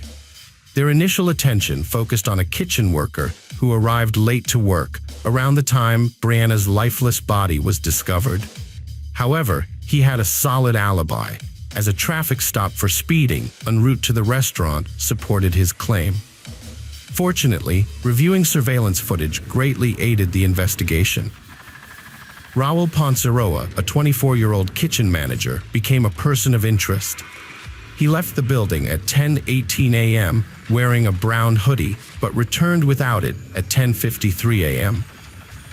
Raul claimed he went to pick up friend Luciano, a dishwasher who lived in the same building as the victims. Upon further inquiry, Raul claimed the errand took about 20 minutes, but a discrepancy remained. What happened during the remaining 15 minutes? Raul refused to provide an explanation, while Luciano corroborated Raul's story, stating they didn't stop anywhere on their way to work. Nevertheless, the 15-minute gap continued to trouble detectives, and Raul's behavior raised suspicions, particularly given the unexplained cuts on his hands, which he attributed to working with knives. Raul seemed suspicious, but there wasn't enough evidence to hold him. However, by May 9th, investigators had established a crucial timeline. On May 2nd at 1:16 p.m., a single employee left the back door of El Tequila Salsa, and at the same time, only one person approached the trash bins. It didn't take long to identify the suspect, and surprisingly, it wasn't Sebastian or Hugo Ramirez as initially suspected, but Raul Ponceroa, the manager. Authorities searched Raul's home, finding intriguing personal items: women's underwear, adult videos, a brown hoodie, and a glove like one found in a trash bin. They sent his DNA for comparison with the plastic bag samples and analyzed a female hair strand on his clothing. With evidence pointing to Brianna, they awaited test results. Once confirmed, Raul was arrested for suspected first-degree murder. Sebastian was stunned, wondering what drove Raul to hurt Brianna, someone they barely knew. Raul had always seemed kind and cheerful, the last person Sebastian suspected of harming anyone. The trial of Raul Ponceroa took place in 2011, following a lengthy investigation. Despite the overwhelming evidence, Raul denied any involvement in the crime and refused to admit guilt. However, the prosecution presented compelling proof, including the presence of Raul's DNA on all key pieces of evidence, such as the iron, knives, plastic bag, and its contents, as well as under Brianna's fingernails. Furthermore, a shoe print found at the crime scene matched the size and pattern of Raul's shoes. Raul arrived at work at 9 a.m. on May 2, 2009, and on his way to the restaurant, he passed the victim's house, which had long fascinated him. Seeing no car, he assumed she was out and took the opportunity to enter her apartment. Raul had a peculiar habit of collecting women's underwear, which was later found under his mattress. After the Rodriguez brothers arrived, Raul left the restaurant, claiming to pick up lunch. Instead, he entered the victim's apartment, easily unlocking the door. He rummaged through her belongings in her room, and when she caught him off guard, he struck her with an iron and slashed her throat with a knife, inflicting multiple injuries. The investigation found that the killer, Raul, took pleasure in the murder, inflicting multiple wounds with different knives.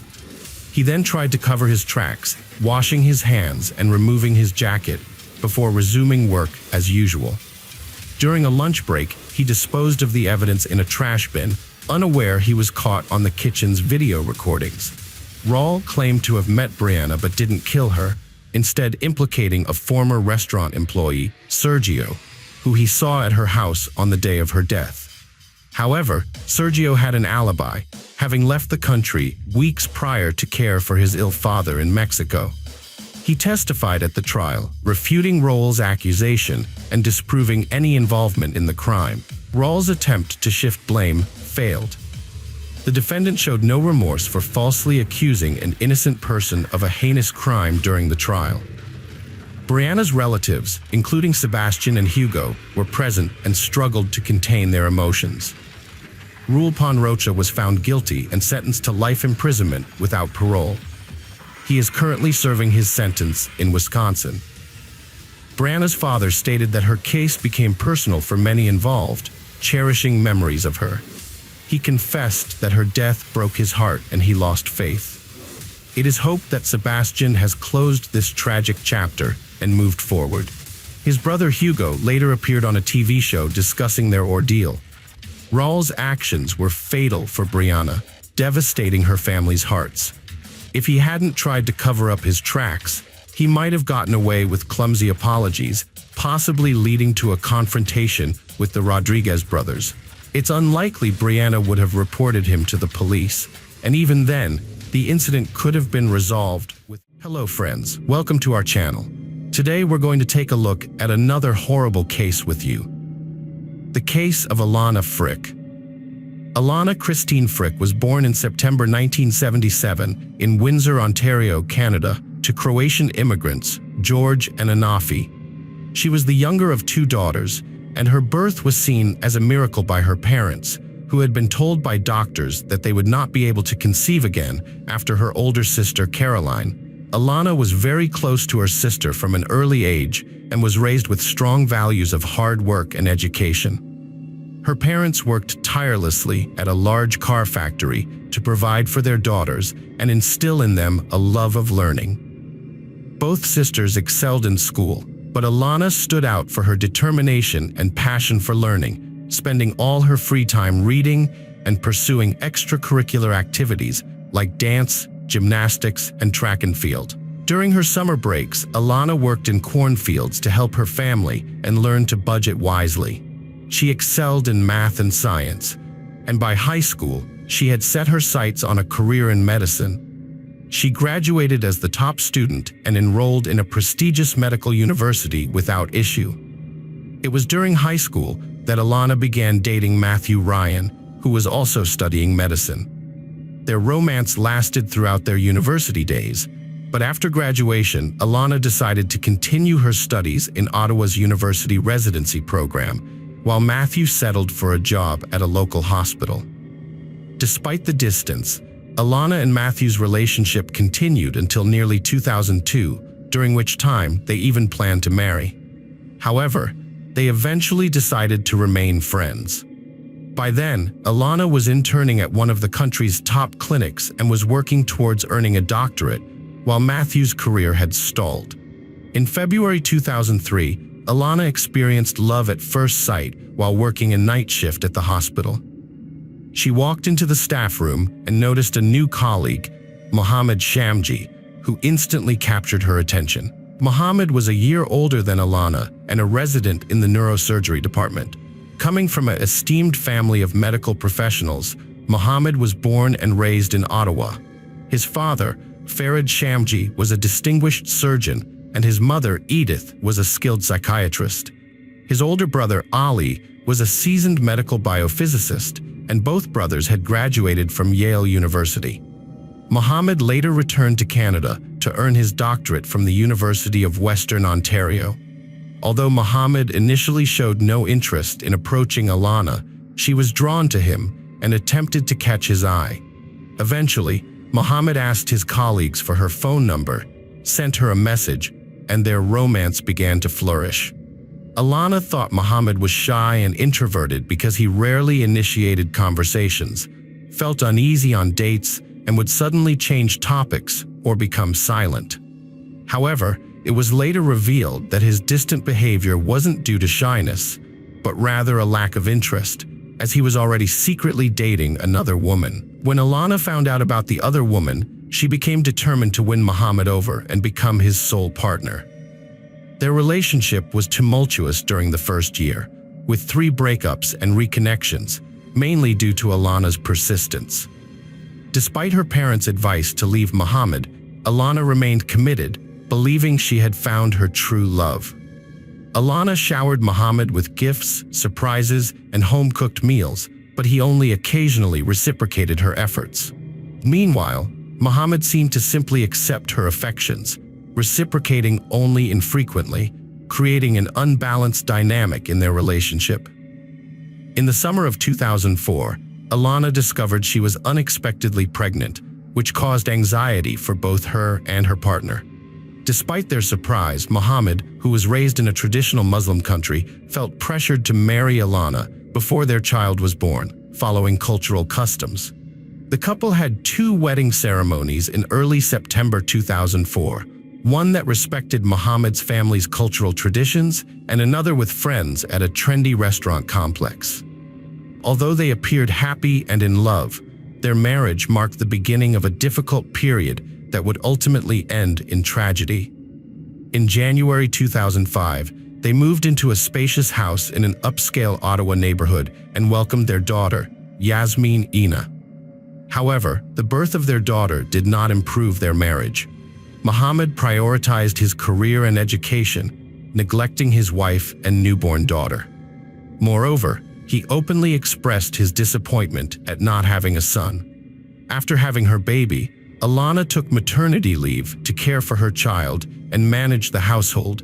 However, this led to tension with her husband, who would come home from work and isolate himself in his office, hardly spending time with Alana and their daughter. As time passed, he grew increasingly anxious, irritable, and critical, often belittling Alana's appearance, refusing her cooking, and even calling her stupid and useless. Despite her struggles, Alana kept her family problems private, not even sharing them with close friends or her parents. However, one day, while talking to her mother on the phone, her husband came home in a bad mood and began insulting Alana, which her mother overheard. Her mother tried to defend her, but her son-in-law shifted the blame to Alana, claiming she was responsible for their failing marriage. Alana's mother advised her to file for divorce and leave the abusive relationship, but Alana refused, insisting that she loved her husband and could handle the situation herself. Alana remained silent about Mohammed's physical abuse because the verbal abuse had become routine for him. However, the situation escalated in the summer of 2005 when Mohammed, in a fit of rage, punched Alana in the face, breaking her nose. Alana, holding her baby, fled to friends and reported the domestic violence to the police. She also decided to divorce Mohammed and leave him for good. Surprisingly, Mohammed began pleading with Alana to return, promising to never hit her again, raise his voice, or engage in any form of abuse. He claimed he would change and make their family life perfect, controlling his emotions. While Mohammed appeared genuinely remorseful, his actions were motivated by self-interest. As a young neurosurgeon, he was about to enroll at Duke University to pursue his doctorate, and a criminal conviction would jeopardize his promising medical career. Mohammed's primary concern was his own future, but he managed to convince Alana to drop the charges and file for divorce. She even agreed to follow him to North Carolina, where he would continue his studies and earn a degree. After a period of turmoil, Mohammed and Alana's family life became more stable. Mohammed was accepted into a competitive biomed engineering program, a significant achievement. Alana, meanwhile, enrolled in a master's program at Duke University, where she received a scholarship to cover her tuition. As a result, the couple had more time for each other, and their relationship became more solid. They decided to have another child, and in August 2007, their daughter Fisa was born. Although Mohammed had hoped for a son, the family was generally happy. In the summer of 2009, the family returned to Canada, settling back into their Ottawa home. Alana quickly returned to work as a family doctor at a prestigious hospital, earning a good reputation. Mohammed juggled his work, studies, and university teaching responsibilities.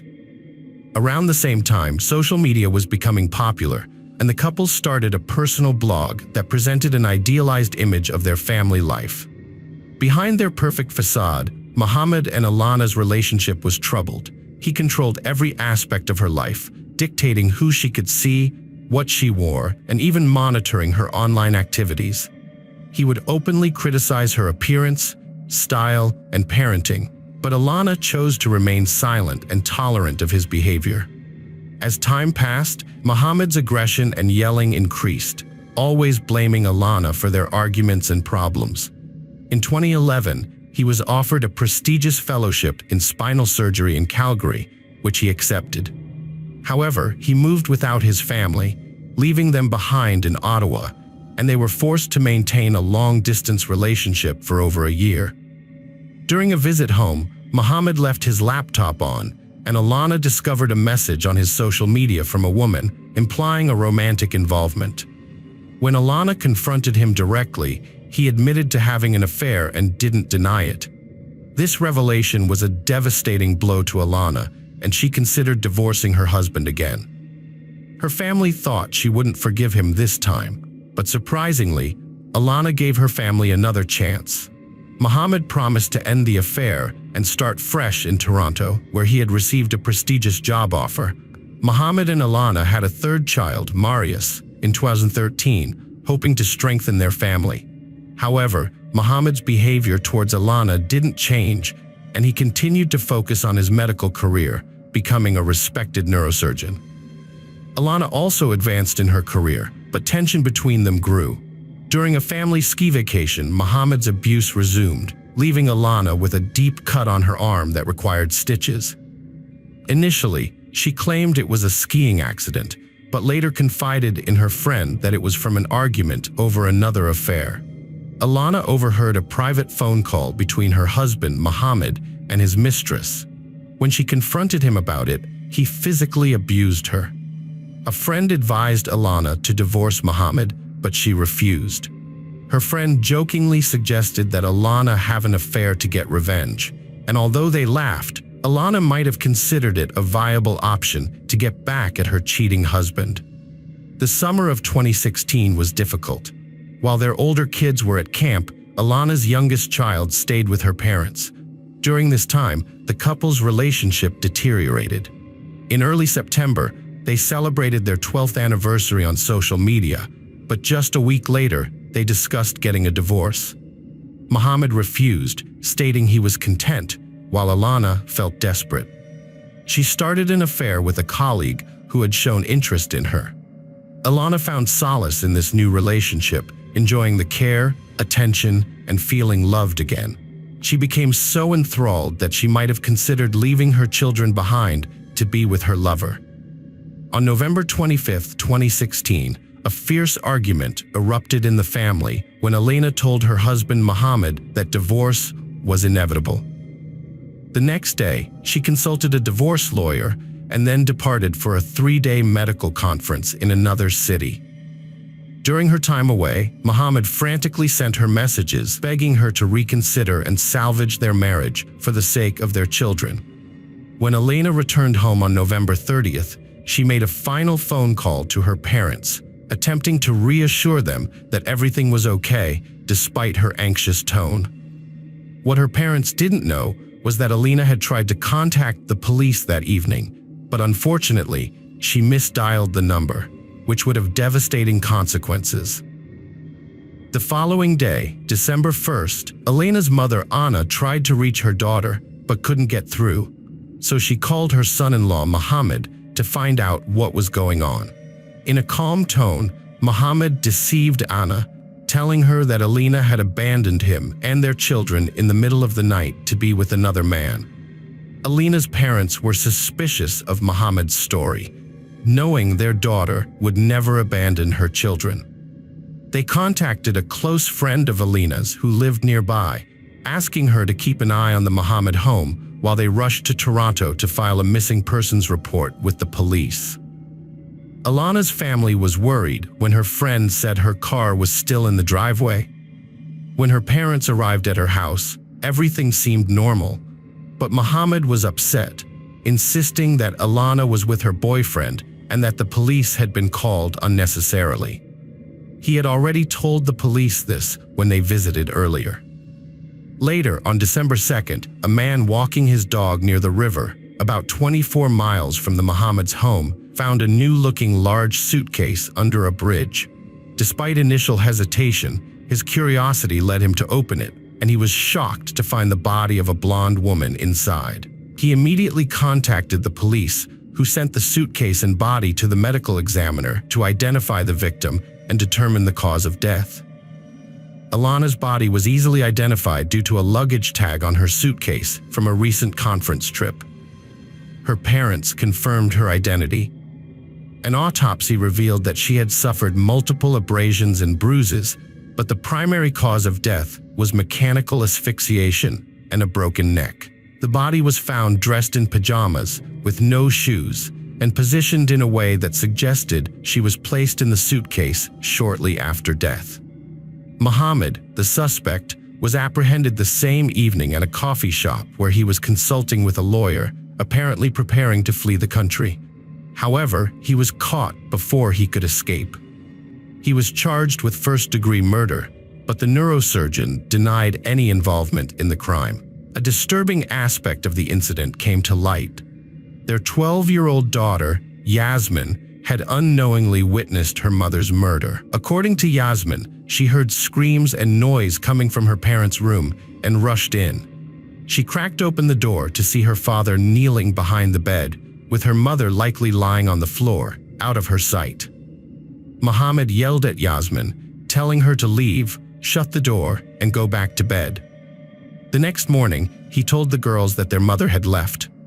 Despite her young age, Yasmin sensed that something terrible had happened, but she struggled to believe that her father could have killed her mother. To protect Yasmin from having to testify in court, Mohammed confessed to the crime and recounted the events of that fateful evening. Mohammed and his wife, Alana, got into an argument about her infidelity and desire for a divorce.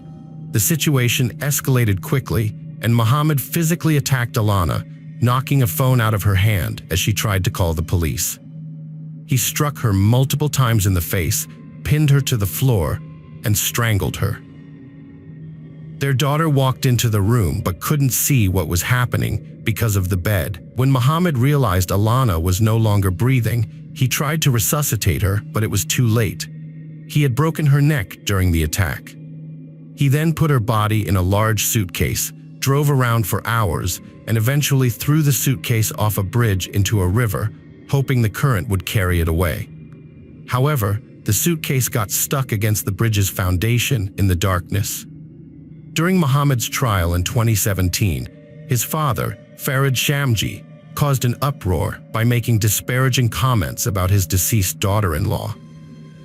Shamji tried to justify his son's actions, claiming Alana had been unfaithful and provoked Muhammad. These comments led to an investigation, and Shamji's medical license was revoked in April 2019. Muhammad was convicted of second-degree murder and received a life sentence, but he will be eligible for parole in 14 years. Since he had already served time during the trial, he could be released as early as 2030. As part of his sentence, Muhammad is not allowed to contact his children or Alana's parents and must pay them a substantial amount of money in compensation. He has also been banned from practicing medicine or teaching again, having his medical license revoked permanently. Alana's parents are now taking care of the children, who have been left with... Hello friends, welcome to our channel. Today we're going to take a look at another horrible case with you, the case of Lindsay Cutshall. Lindsay was born in 1982 in Ohio and grew up in a very religious family.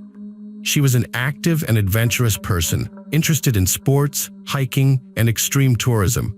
She attended Appalachian Bible College in West Virginia and dreamed of founding her own summer camp for children and teenagers. Jason, on the other hand, was born in 1978 in Michigan and also grew up in a deeply religious family. He was interested in hiking tours, mastering survival in the wild, and had leadership qualities. The couple met in 2002 during a hiking trip in Appalachia and immediately felt a mutual connection. They got engaged 6 months later and planned to get married in September 2004, with big plans for their future together. Lindsay and Jason, senior counselors at a Christian summer camp in California, had plans to start their own relationship. In the summer of 2004, they decided to take a weekend trip to the San Francisco area. They informed their colleagues in advance, leaving 2 experienced counselors in charge, and promised to return by Monday. They set off in Lindsay's 1992 red Ford Tempo, but that was the last time anyone saw them alive. By Sunday evening, they hadn't returned, but no alarm was raised, as everyone was confident they would arrive late that night or early Monday morning. However, when they still hadn't returned after the morning roll call at 8 a.m., their colleagues contacted the police and informed the missing couple's families. The police investigation faced a significant problem. No one knew precisely where they had gone. They had planned to explore around San Francisco, and their love for adventure and extreme leisure made it possible they could be in remote areas with no communication or civilization. While the police waited for the legally mandated 2 days, during which the missing were expected to report themselves, relatives and friends organized a search effort. They distributed flyers with photos of the couple and requested anyone who might have seen them to respond immediately.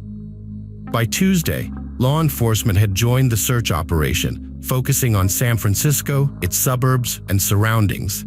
However, the area was vast, making it impossible to thoroughly search it.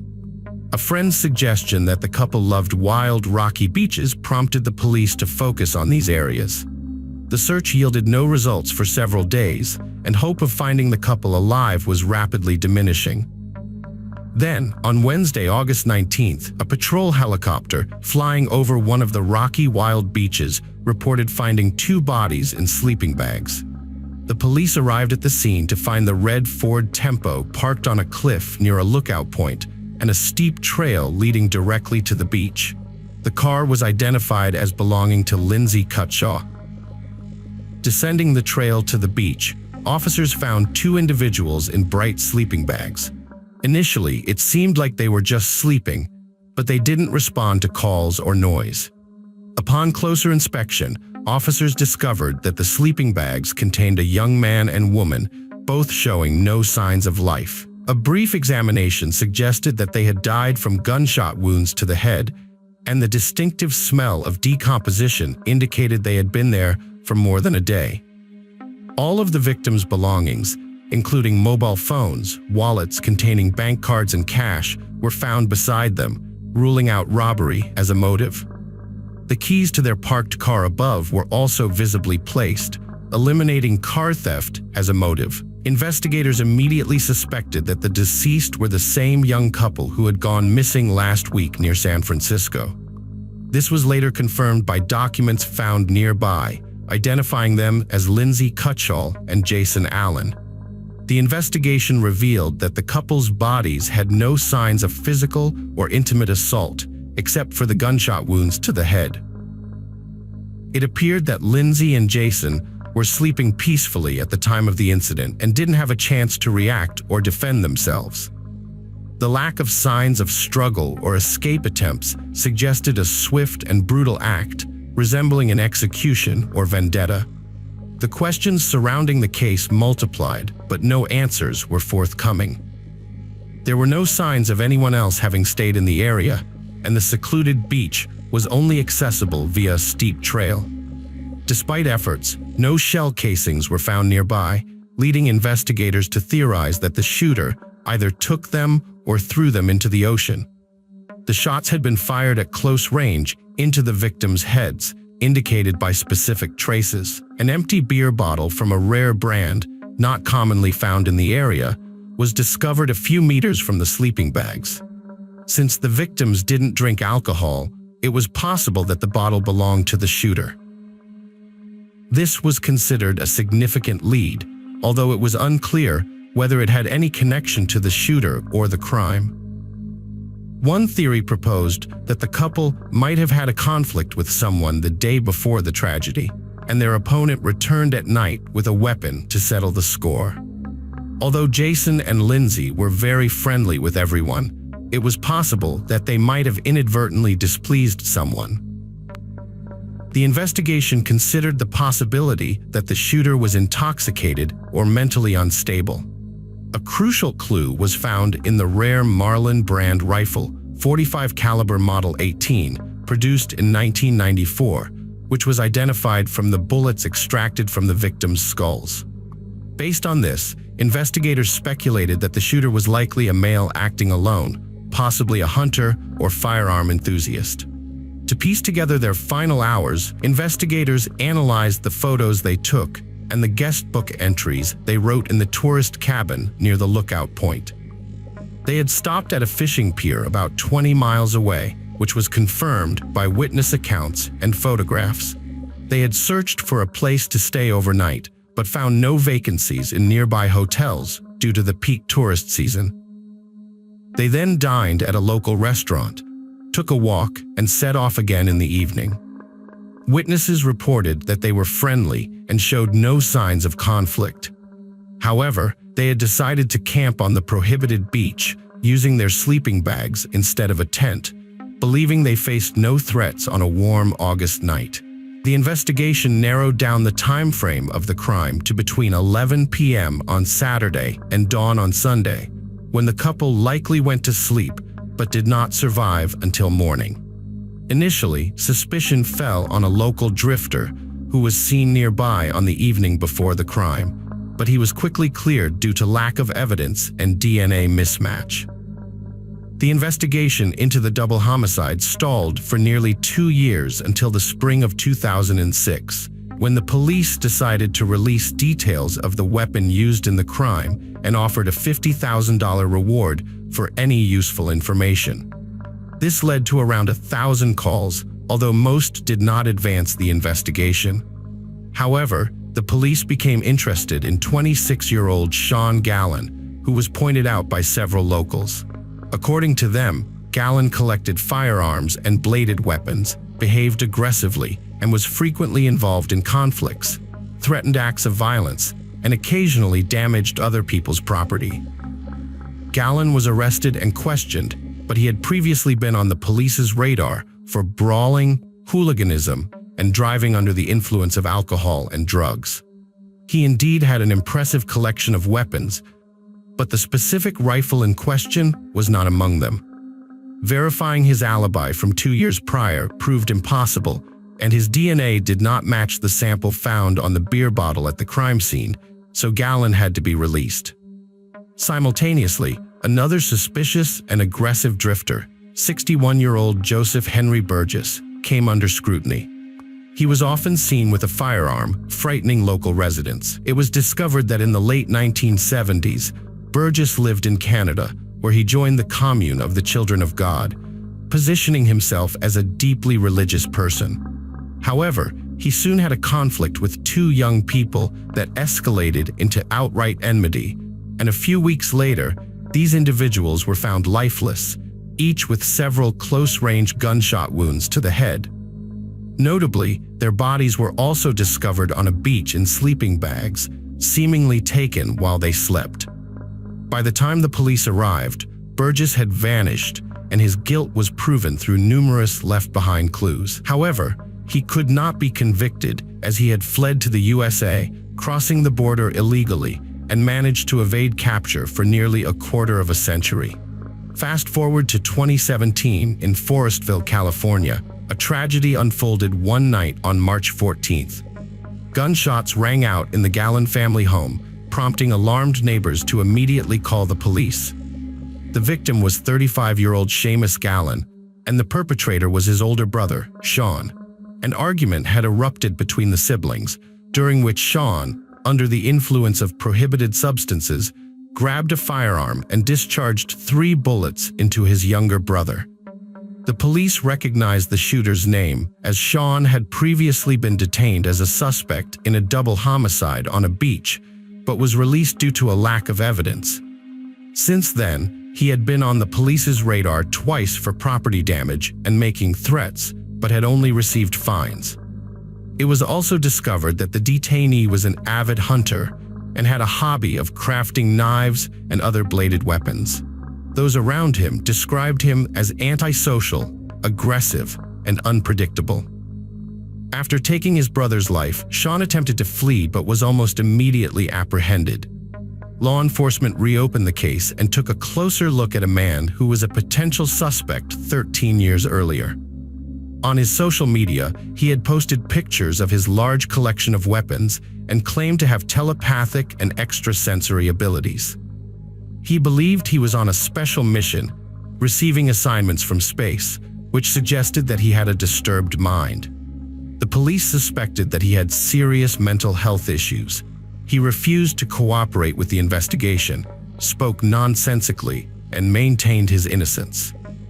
However, when detectives checked the personal messages on his deceased brother's social media page, they found something interesting. Back in 2006, when a $50,000 reward was offered for information on the double homicide case, Sean's former girlfriend had sent a message to his brother, suggesting that she could claim the reward by turning in her ex-boyfriend. They both knew the truth, but kept silent. Unfortunately, it was no longer possible to question either of them, since the brother had been shot and the woman had died in a car accident 2 years earlier. When shown the printouts of the messages between his former girlfriend and his brother, Sean surprisingly confessed and began to give a detailed account of the crime. Despite it being over 13 years since the double homicide, Sean remembered the details of that night vividly. He claimed that he had left his house with a Marlin rifle, intending to hunt in a wooded area. He wandered aimlessly for a couple of hours before descending to a wild beach, which he claimed was a spot to encounter bears. As he walked along the shore, he spotted 2 bright sleeping bags and discovered a young man and woman sound asleep inside. He stood watching them for several minutes before suddenly hearing voices in his head commanding him to end their lives. Sean claimed this was the mission from space he could not ignore. He placed the barrel of his rifle almost against the young man's head and pulled the trigger. The sound woke the young woman, but before she could comprehend the situation, a second shot ended her life as well. Sean Gallen committed a brutal double homicide on a beach. After shooting the couple, he collected the shell casings and took them away in an empty beer can. He then gave the rifle to his father, asking him to hide it. The father buried the rifle in the cellar of his old barn without asking any questions. Years later, when Sean was arrested, he blamed the voices in his head for ordering him to commit violent acts. His defense team claimed he was mentally ill and unfit to stand trial. However, a forensic psychiatric evaluation revealed that although Sean suffered from mental disorders exacerbated by substance abuse, he had deliberately planned and executed the crime. The evaluation showed that Sean was fully aware of his actions and had taken steps to cover his tracks and avoid police detection. This included killing the young man first, knowing the woman would be unable to resist, and taking the casings with him to hide evidence. What was surprising was that Sean's family members and former girlfriend had suspected or known about his involvement in the crime, but none of them had reported him to the police. Sean was eventually tried and sentenced to 2 consecutive life terms without parole, plus an additional 94 years for killing his own brother in 2017. He is currently serving his sentence in a special prison unit for dangerous inmates with mental disorders, where he is kept under close surveillance due to his aggressive behavior and claims of hearing voices. The motive behind the double homicide was never established, with Sean simply deciding to end the couple's lives because he saw them sleeping on the beach. Hello friends, welcome to our channel. Today, we're going to take a look at another horrible case with you, the case of Maricela Botella Valadez. Maricela Botella Valadez was born in 1997 in Seattle, Washington. She was the eldest of 2 children in a family of Latin American descent. People described her as a sweet, sociable young woman who always had many friends, performed well in school, and after graduating, became a student at a prestigious university. Furthermore, Maricela was considered truly beautiful, petite, slim, with big brown eyes, luxurious hair, and a flawless figure. On Saturday, October 3, 2020, she flew to Dallas to meet up with old friends. However, by Monday morning, she planned to return. Her brother was supposed to meet her at the airport on October 5th, after which they would head to the university together. But the plane arrived without her. The search for her began when her brother realized she was not among the passengers from the flight. Concerned, he tried to call her, but her phone was turned off. He then called their parents to inform them about the situation. Since Maricela was a serious and responsible young woman, her disappearance without warning and not showing up for university classes was out of character. The family started calling her friends in Dallas, trying to find out where she might have gone and where she was last seen. It turned out that the night before, she had been partying at one of the city's most popular clubs, where she met a black man named Chuck. The pair danced, enjoyed themselves, and had alcoholic drinks, after which they disappeared together. Maricela was not seen again, and her phone went unanswered. The information seriously alarmed and frightened her parents, so they immediately decided to report her disappearance to the police. It turned out that the young woman had indeed bought tickets for a flight to Seattle, but for some reason she had not boarded the plane. No one had seen her since that night, and no one knew where she might be. The officers reviewed external surveillance camera footage, which showed she leaving with a young man whose face was unclear. The footage suggested she was walking with him voluntarily. They got into a black Audi and drove away in an unknown direction. Days passed without contact or signs of life from her. She hadn't logged into her social media accounts, and there were no transactions on her bank cards. The police needed to identify the mysterious man she was with to determine where to look for her. One of her friends mentioned that her companion might be named Chuck, but that information was insufficient. Fortunately, street camera footage helped investigators determine the direction the car traveled. The pair was also caught on camera at a supermarket where they appeared happy and affectionate.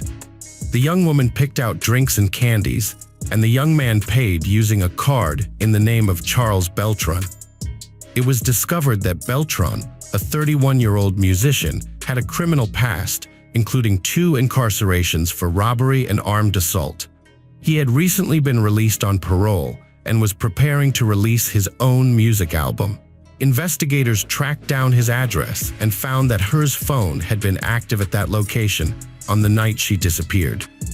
When police visited the address with an FBI agent, they found the house empty, but managed to contact the owner, Lisa Dyke, by phone.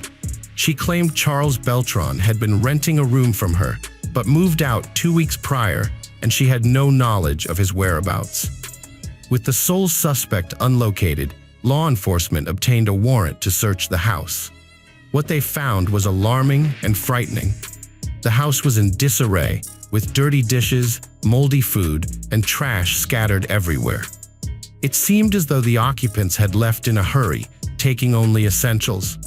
Notably, numerous empty bottles of cleaning and detergent products were found, with traces on the floors and carpets, indicating a thorough cleaning had taken place. In one of the upstairs rooms, a black statue of death, resembling the Mexican cult of Santa Muerte, was set up as an altar with wax candles, dried flowers, and 2 metal bowls. A thorough examination of the house revealed wiped blood stains in one of the bedrooms, the bathroom, and the hallway. The bedroom with the blood-soaked carpet belonged to Charles Beltran. It was clear that a violent crime had taken place, but the identity of the victim was unknown. The occupants had hastily cleaned up and fled, but traces of blood remained, having seeped into the carpet, under the baseboards, and onto the wallpaper and furniture. DNA experts compared the found bloodstains to Maricella's DNA, dispelling any doubts that the blood belonged to her. The house was sealed as a crime scene, and the task was to find the main suspect. However, Charles had fled, and the owner had already put the house up for sale. To learn more, the police decided to investigate the backgrounds of everyone who had recently lived in the house. Neighbors revealed that 3 people lived in the house: 57-year-old Lisa Dyke, 48-year-old Nina Morano, and 31-year-old Charles Beltran. However, the nature of their relationships and their sudden disappearance remained unclear. It was necessary to investigate each individual's background and find and interrogate them as soon as possible. The house owner, Lisa Dyke, was a commanding, ambitious, and contentious woman who had been married 3 times and received a substantial inheritance after becoming a widow. She had no financial necessity to rent a room to Charles, suggesting she had some other interest in him. Charles, or Chuck, Beltran dreamed of making it big in the music scene, but he lacked money and connections, and his criminal past hindered him. Lisa Dyke helped him by moving him into her house, setting up a small recording studio, and even sponsoring the filming of several music videos for him. She also bought him a car, paid for his entertainment, and fashionable clothes, claiming their relationship was strictly business and that she saw great potential in the talented young man. About Nina Morano, she and Lisa had been in an intimate relationship for a long time and had officially legalized their union by getting married several months ago. A close friend revealed that Lisa had an intimate relationship with Charles, which drove her insane with jealousy. Charles also had a vested interest in living with a wealthy older lover who solved all his financial problems and helped him build a music career. Charles frequently engaged in brief, casual relationships with young women, which fueled Lisa's intense jealousy. However, what role did Nina Morano play in the disappearance of Maricela, and how did she fit into Charles's love triangle? According to a close friend, Lisa's spouse, Charles, was part of this unusual love triangle with Nina, and he insisted that his young lover sleep with both women. After their wedding, both women took Charles's last name, and the household consisted of Charles, Lisa, and Nina Beltran.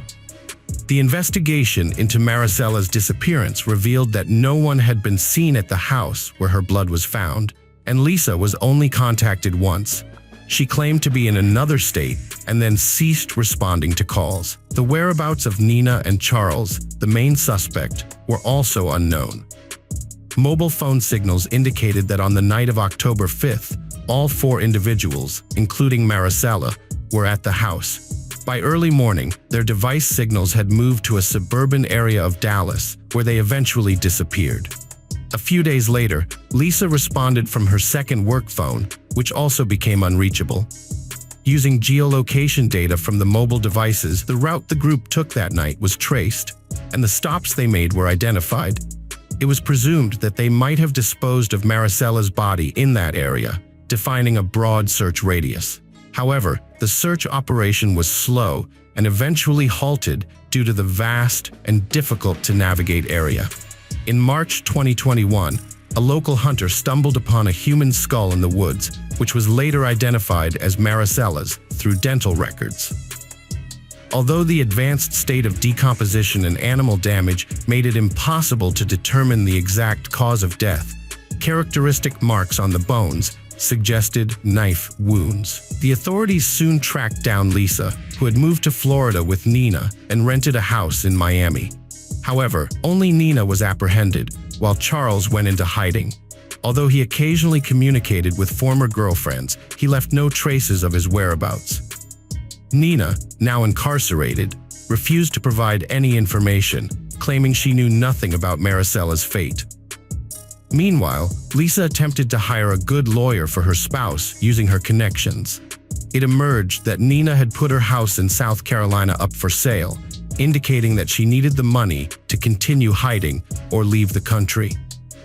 A month after her disappearance, authorities found and arrested Lisa, and both women were taken back to Dallas. During initial questioning, they refused to cooperate, and each was held on a $500,000 bond. They managed to post bail and were released under house arrest, wearing tracking bracelets to monitor their movements. However, they made a daring escape attempt in August of that year. Meanwhile, the police tracked Charles to Utah, where he was hiding at the home of one of his ex-girlfriends. She was raising a 5-year-old son fathered by Beltran and was thrilled to see him, not questioning his sudden return. Charles initially refused to testify or cooperate with the police, hoping his wealthy lover would use her money and connections to hire a good lawyer and help him avoid prison.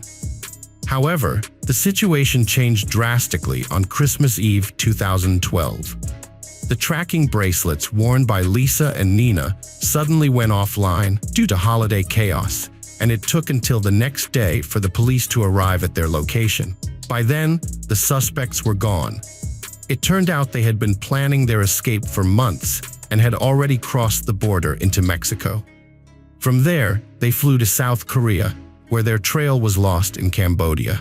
The FBI joined the investigation, working with Cambodian police and immigration services to track down the fugitives.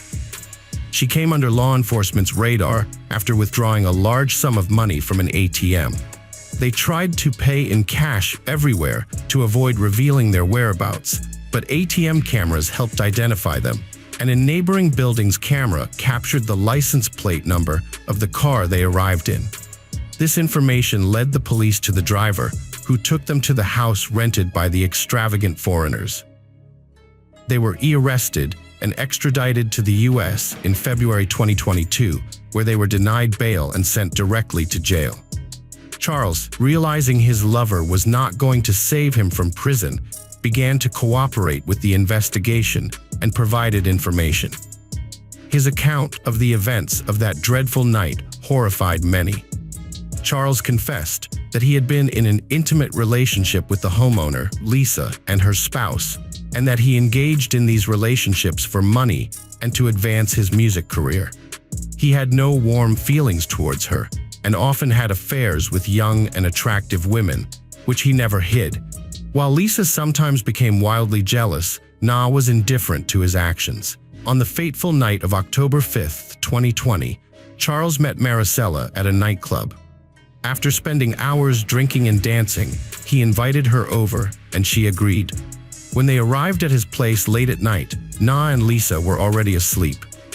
Charles took Maricela to his room, where they engaged in intimate activities and later fell asleep. Charles claimed he was awakened by a noise and was disoriented, still intoxicated. When he turned on the light, he saw a horrific scene. Maricela's body had slid to the floor next to the bed, and she had bled out.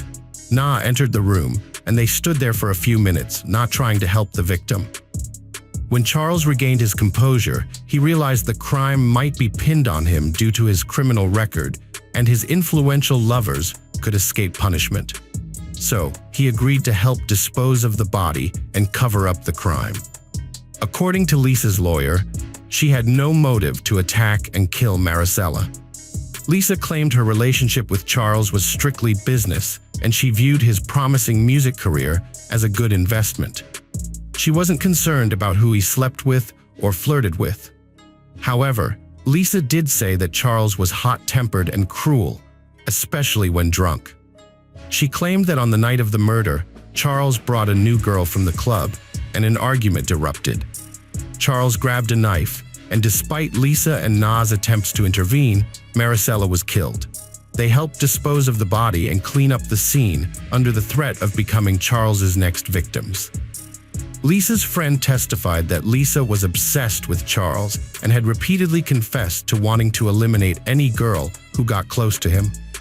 The friend also mentioned an odd statue of Santa Muerte at Lisa's house, which Lisa claimed was for black magic to ensure Charles' devotion to her. However, it seemed the ritual failed, and Lisa resorted to using a knife. Another witness, a real estate agent, testified that Lisa and Na were eager to sell several properties they owned as quickly as possible, including their Dallas home, which was the site of the alleged crime.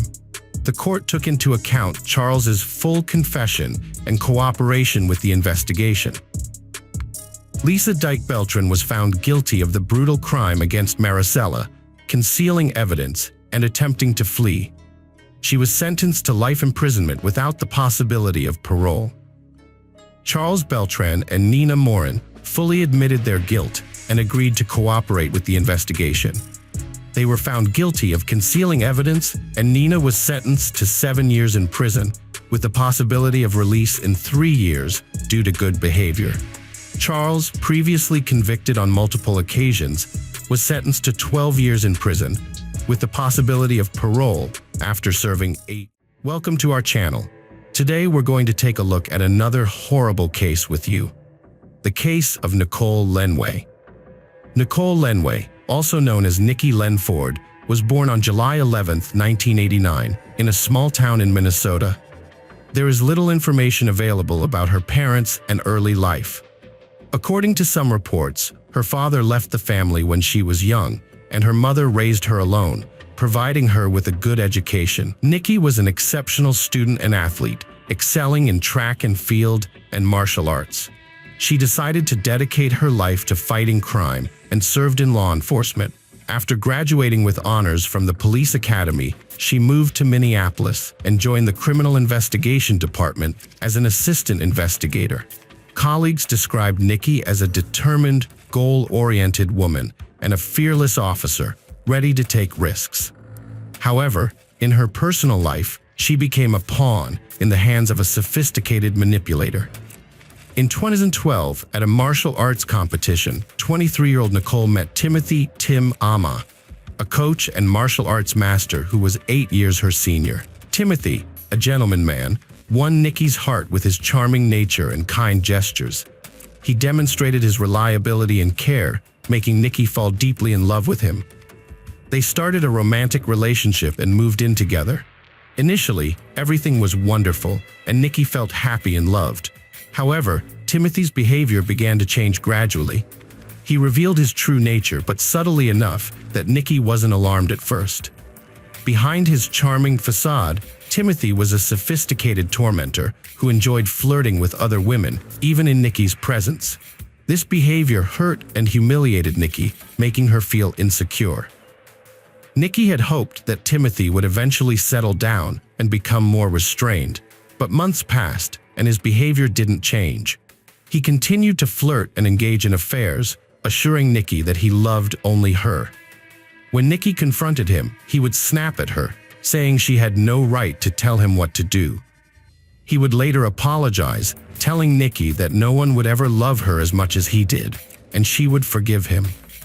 The situation escalated in the fall of 2014 when Timothy flew into a rage during a minor argument, grabbing Nikki by the throat and choking her until she almost lost consciousness. He then pushed her into a wall, making her realize that she was in an unhealthy relationship. However, her emotional attachment to Timothy was too strong, and she forgave him once again. Timothy's behavior towards Nikki was extremely controlling and jealous.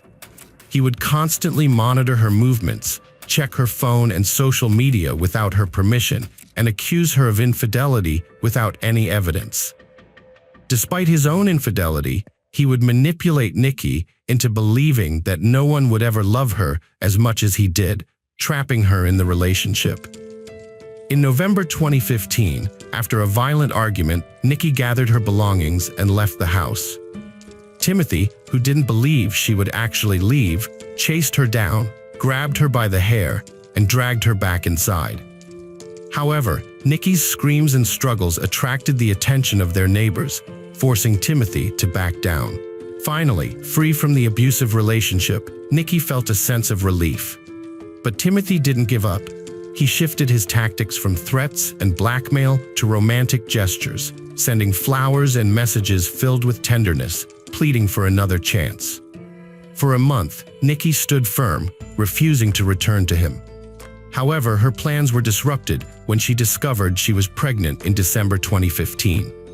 Nikki knew that if Timothy found out, he would use it to manipulate her into getting back together.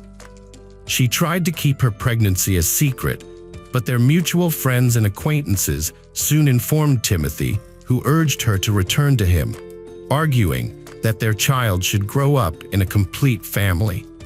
Nikki, who grew up without a father, understood the challenges of single parenthood, but she also recognized that being with a manipulative and cruel person like Timothy would be detrimental to her and the child. Despite still having feelings for him, she refused to reunite with her ex-boyfriend, but she did agree to let him participate in their child's life as a nominal father. Nicole gave birth to a healthy boy named Callahan Ammer on June 20, 2016. The father, Tim, acknowledged paternity and initially expressed a desire to raise the child with Nicole. However, it soon became clear that Tim was not interested in being a good father and only wanted to use the child as a tool to manipulate Nicole. Nicole took almost a year of maternity leave to care for her son, devoting herself entirely to motherhood. Meanwhile, Tim continued his carefree life with multiple lovers and casual connections. He even had a system in place where he would signal to his lovers when he was available by turning on a purple light in his bedroom. In 2016, Tim started living with his 18-year-old protege, Colin, who had been deeply in love with him since she was 14.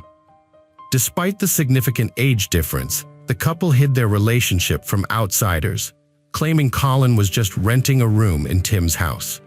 By the summer of 2017, Nicole was forced to return to work as a forensic expert at the Maine Police Headquarters in Minneapolis. With her unpredictable work schedule, she would often ask Tim to look after their son, mainly because she believed it was beneficial for the boy to spend time with his father and to save on nanny costs. However, Tim would always shift the responsibility onto Colin, who developed a fondness for the little boy and enjoyed taking care of him. Tim would tell Colin that Nicole was a bad mother who didn't want to care for her child and was looking for excuses to offload her son onto them. In the spring of 2017, Nicole started a new romantic relationship with a fellow police officer named Donovan Ford, who treated her with tenderness and care and expressed a desire to adopt Callahan. However, when Tim found out about their relationship, he became enraged and decided to use their son and the naive Colin to destroy Nicole's new relationship. Tim would regularly report to social services that Donovan was abusing Callahan and that Nicole was doing nothing to stop it, resulting in frequent visits from Child Protective Services. For years, Nicole and her new partner were subjected to harassment and intimidation by her ex-boyfriend, Timothy, who falsely accused them of domestic violence. Timothy convinced Colin, a friend, that Nicole and her partner were a danger to their son, Callahan, and that they might harm him. Timothy continued to psychologically manipulate Colin, convincing him that Callahan was in danger and that Nicole and her partner were cruel to him.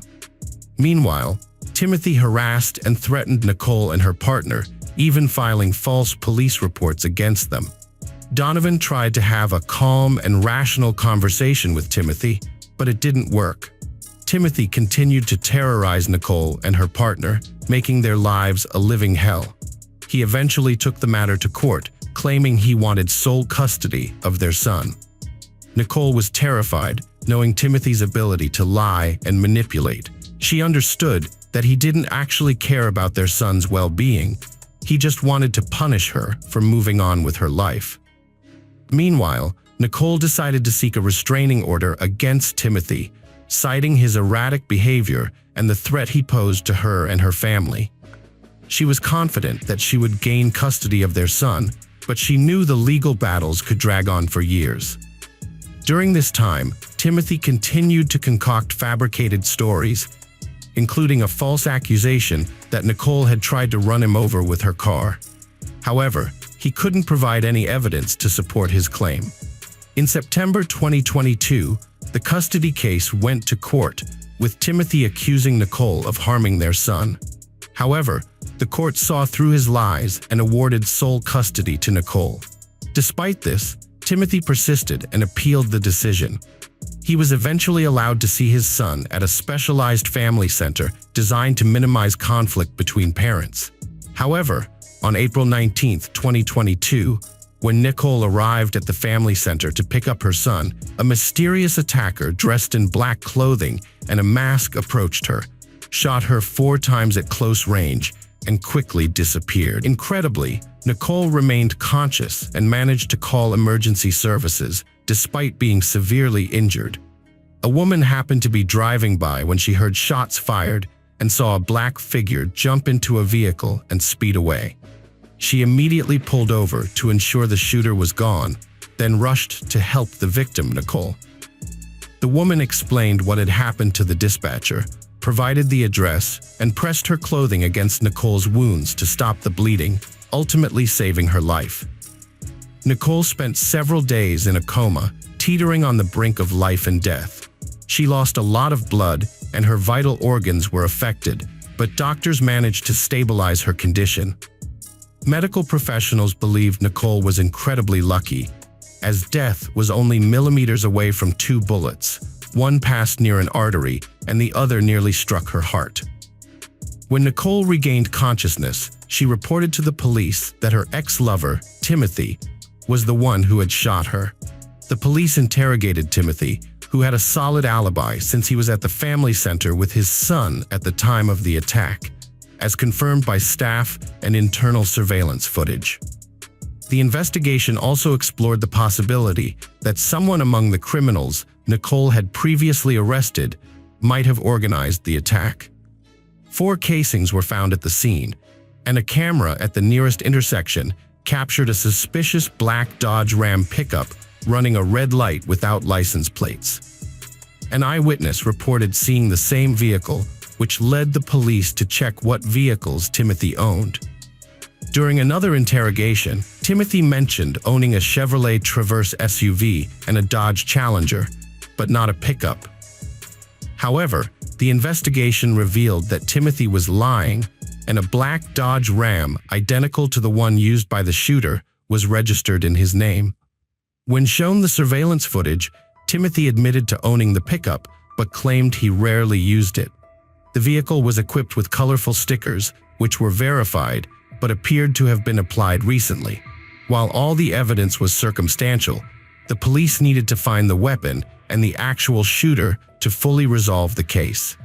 It was discovered that Timothy's vehicle had a satellite navigation system, allowing the tracing of the vehicle's entire route. The system revealed that the car was brought to the back entrance of a Tando school on the evening of April 18th, where it remained all night and almost the entire next day. Road cameras traced the vehicle's route, showing it arrived with license plates.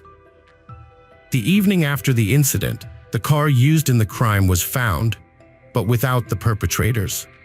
The person who drove the car that day was short and slender, with a feminine silhouette from a distance. As a result, the police decided to detain and question Amma's live-in girlfriend, Colin Larson. A search of their home was also conducted, and although the weapon used in the crime was not found, the police discovered ammunition of the same caliber. Colin, who was frightened, soon began to give confessional testimony, confirming that Timothy was the mastermind behind the crime. However, Colin believed that Timothy had acted with good intentions, thinking they were trying to save little Callahan from a cruel mother. Timothy had spent years manipulating Colin, convincing her that the boy was being mistreated and subjected to violence, and she unquestioningly believed every word. She felt sorry for the child and believed that Timothy wanted to protect him. The trial of the conspirators began in November of the same year.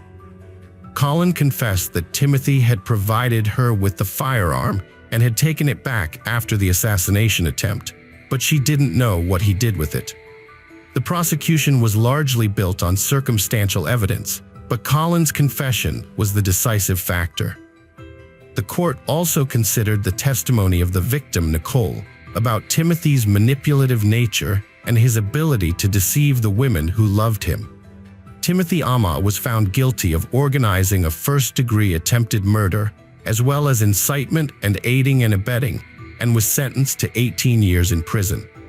Colin Larson received 16 years in prison as the executive. A year after the assassination attempt, Nicole fully recovered physically and emotionally. She and Donovan officially legalized their relationship, and he became a loving father to Callahan. The now married Ford couple is expecting their first child together, and the woman who saved Nicole's life will be the child's godmother. It should be added that Timothy will be eligible for parole in 2035, but he will be prohibited from coming within 100 meters of his son, former lover, and her family members, and from attempting any form of contact. Welcome to our channel. Today we're going to take a look at another horrible case with you. The case of Lindsay Wilson. Lindsay Wilson was a kind-hearted and empathetic person who wanted to love and be loved. Her primary mistake was failing to recognize her partner's true nature in time.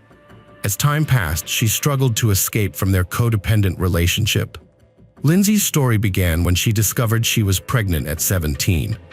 Raised in a loving family, she wasn't emotionally unprepared, but her boyfriend's abandonment scared her. Lindsay was aware that motherhood would bring physical and financial challenges. She was relieved to meet Mitchell, who seemed like a gentleman, attentive and caring, and didn't shy away from her despite her pregnancy. However, his true nature would eventually be exposed, leading to devastating consequences. Mitchell fell in love with Lindsay at first sight and wanted to spend his life with her, raising her child as his own. He worked hard to provide for her, even taking extra hours to ensure she wanted for nothing. However, their 5-week-old relationship shocked their parents, who felt they were rushing into marriage. Despite their doubts, they got married in August 1995, surrounded by Lindsay's family and only a few of Mitchell's relatives. Lindsay's family noticed that Mitchell was overly sweet and polite, but they kept their misgivings to themselves. The newlyweds had a dispute on their wedding night, which left a bad impression on Lindsay's relatives. Mitchell's behavior became increasingly controlling and violent.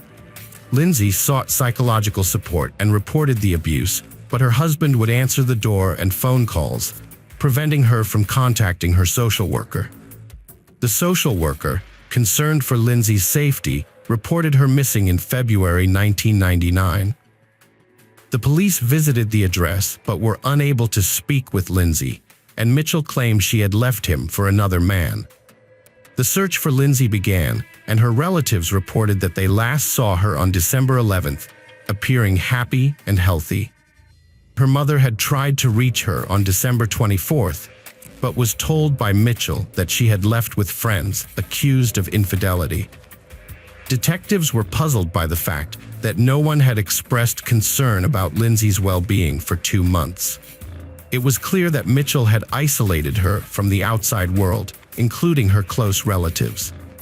Although they had previously struggled to communicate with her, it was possible for Lindsay to go unnoticed for a while. However, this didn't mean her family wasn't worried. The news of her disappearance was alarming to everyone. They all described Lindsay as a modest person who didn't drink, and Mitchell had restricted her contact with friends and acquaintances. There were many inconsistencies in Mitchell's story, which contradicted his character profile and raised the investigators' suspicions. It seemed unlikely that Mitchell would simply let his wife go, and that Lindsay would leave her children with a tyrannical husband. The situation merited a thorough investigation, so the police spoke with all of Lindsay's acquaintances, trying to find anyone who had seen her after the family gathering. They questioned neighbors and requested surveillance footage from the residential complex where they lived. Unfortunately, all footage had been deleted by the time Lindsay's disappearance was reported. However, another date was discovered when she was last seen in person on December 15th at the local post office, sending several letters and postcards. Her older sister also admitted that they met that day, despite Mitchell's disapproval. The sisters had tea together, and during their brief conversation, Lindsay slipped a note into her sister's hand, asking her to read it later. The sister put the note in her purse and forgot about it in the whirlwind of days. Regrettably, she couldn't find it later, and its contents remain unknown. After that day, no one saw Lindsay again for several months. Investigators tried to hold on to any information they could, suspecting that she was no longer alive due to her prolonged absence. They couldn't charge Mitchell without sufficient grounds and evidence, but the more they learned about their life history, the stronger their suspicions grew. They had married shortly after their wedding and moved away from their parents, renting an apartment in Southport. Later, Lindsay gave birth to a daughter named Robin. The only shadow over the new baby's joy was her stepfather's volatile temper. After moving, the young wife fully experienced her husband's unstable moods. One moment, he could be joking and laughing. The next, he became unbalanced and aggressive. She tried to maintain a fragile peace at home, but didn't realize how completely she had submitted to his will. He controlled every step she took and caused a scene whenever she failed to hear the phone or answer a call. Loud arguments were often followed by passionate reconciliations, with Mitchell kneeling, begging for forgiveness, and professing his love. For a while, it seemed that peace had returned to the family, but then the cycle would start again. Conflict, reconciliation, repetition. Lindsay began to lose recognition of the man she loved. She often told her relatives about what was happening, and they advised her to return home and end her suffering. It was hard for the young woman to admit her mistake. In one interview, the Wilsons mentioned that she always lived with thoughts of the past. Each time her husband assured her he would change and everything would be fine. As a loving wife, she wanted to believe him and waited for him to return to his former self, gentle and caring. Meanwhile, Mitchell increasingly tightened his grip and control, forbidding his wife to go out alone in the evenings and eventually restricting her from being anywhere without him. He was jealous of her every move, yet he himself was seen in dubious liaisons. Lindsay confided in her older sister about her suspicions of her husband Mitchell's infidelity. She shared an incident where a woman came to their home looking for him and was shocked to learn he was married. This led to an argument that escalated into physical violence. From then on, physical abuse became a regular part of their life as Mitchell sought to control Lindsay and maintain his reputation. Mitchell began to isolate Lindsay from her neighbors, friends, and family, despite her efforts to secretly maintain contact with them. Lindsay stayed in the marriage because Mitchell provided a comfortable life, financially supporting her and their child. However, When she discovered she was pregnant again, she knew she didn't want more children and decided to terminate the pregnancy. When Mitchell found out, he became enraged, hurling insults and physically intimidating her. Lindsay packed her things, took her child, and returned to her parents' home. Her family was relieved, and she proceeded with the pregnancy termination as planned. Over time, she began to miss Mitchell, who frequently called and begged her to come back. Mitchell eventually convinced Lindsay to give him another chance, and initially, everything seemed to go well. However, his severe anger outbursts continued, and he destroyed their apartment, leading to them being evicted. They had to take out a large loan and move to a more modest apartment. Their relationship continued to deteriorate, with Mitchell frequently leaving home for days or weeks at a time. Lindsay grew accustomed to his behavior, but eventually filed for divorce and returned to her parents' home. She realized she couldn't cope with the separation on her own and reached out to a local charity that assisted women in difficult situations. With their help, Lindsay found subsidized housing in another city and took measures to distance herself from Mitchell, including obtaining a restraining order. She began to rebuild her life, started a journal, and sought therapy. Despite her precautions, Mitchell discovered her phone number and began calling her, demanding to see their son. Lindsay, who had been feeling lonely, reunited with Mitchell despite her relatives' and friends' disapproval. They began living together again, which shocked those who cared about her. However, Mitchell remained unpopular with them, and they eventually stopped communicating with Lindsay, believing she had returned to an abusive relationship. This decision ultimately proved fatal. Initially, Mitchell was cooperative during the investigation into Lindsay's disappearance. However, as the case gained media attention, he shifted his focus and became a public figure, inviting journalists into his home. His numerous media appearances seemed insincere, with some viewers noticing a smirk on his face. Lindsay's parents and detectives viewed Mitchell as the prime suspect, but the lack of direct evidence hindered their efforts. Searches were conducted at their home and throughout the area, but Mitchell continued to appear in the media, even declaring that Lindsay's family would one day apologize for their suspicions. On the eve of the holiday season, Mitchell sent a postcard to the lead investigator with a pack of hair dye, mocking the detective and displaying his arrogance. The investigation team responded by hinting that Mitchell was not who he claimed to be, tarnishing his reputation. In February 2000, it was discovered that Mitchell had been forging Lindsay's signature to receive social benefits, which indirectly implicated him in her disappearance. Despite the financial motive, Mitchell's popularity worked in his favor, and many supporters argued that he, as a single father, deserved financial assistance. These circumstances hindered the detectives' ability to bring charges, but they eventually accused Mitchell of fraud. He was found guilty and sentenced to community service. However, Mitchell's popularity began to wane as the forgery of his missing wife's signature appeared suspicious. The number of angry comments increased, and Mitchell eventually snapped, blaming the media for intruding into his personal life. The case might have remained unsolved had it not been for a chance discovery on June 1, 2000, when a park-goer noticed their dog acting strangely near a roller coaster. Human remains were uncovered, and forensic examination confirmed they belonged to Lindsay Key. This breakthrough revitalized the investigation, making it clear that Lindsay was a victim of a brutal crime. The focus shifted to finding the perpetrator, and on June 7, Mitchell was brought in for questioning. After 36 hours of intermittent interrogation, the suspect broke down and confessed to dismembering and murdering Lindsay on December 15, 1998. Mitchell told authorities that Lindsay had informed him of her decision to file for divorce earlier that day, which enraged him and led him to attack and strangle her in front of their children. He then hid her lifeless body in their bedroom, using a gap under the door to conceal any odors.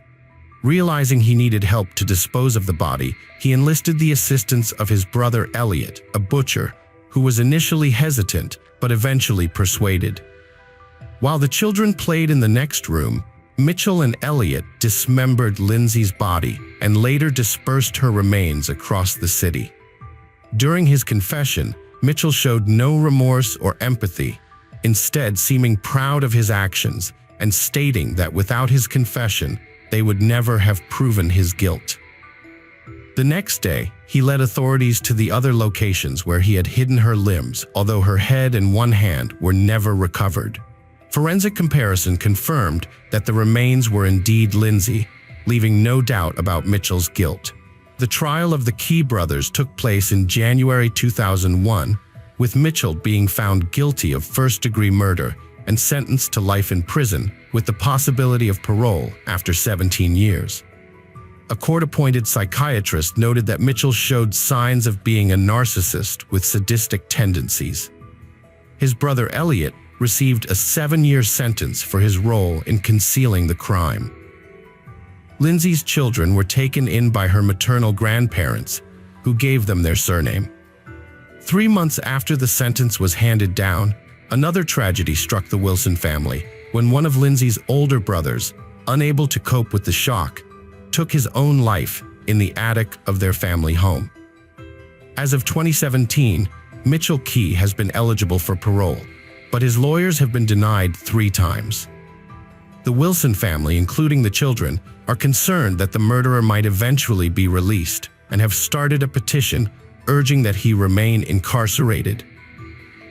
In an interview, Mr. Wilson mentioned hearing rumors that his former relative had attempted to end his life and added that he sincerely hopes the murderer will try again and succeed this time. He also commented on the prevalence of domestic Stockholm syndrome, where victims often adapt to their abusers throughout their lives, even when their families come to their aid. Welcome to our channel. Today we're going to take a look at another horrible case with you, the case of Lamu. Lamu was born in 1990 in Nyawa, Tibet, Sichuan Province, China. She was the youngest of 3 children in a very poor family that barely made ends meet. She grew up with her older biological sister and stepbrother in a home shared with their parents and grandmother. The family collected rare medicinal plants, which they sold in local pharmacies for a meager income.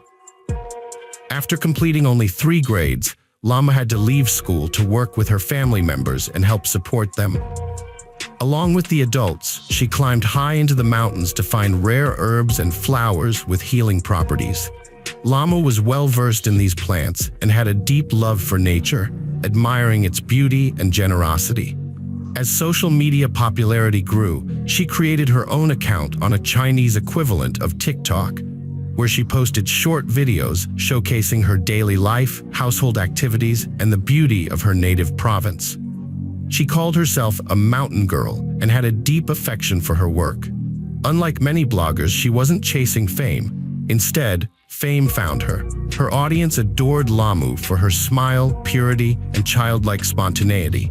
Lamu never prepared content in advance, speaking her mind and feelings, and sometimes singing folk songs while showcasing the mountain landscapes.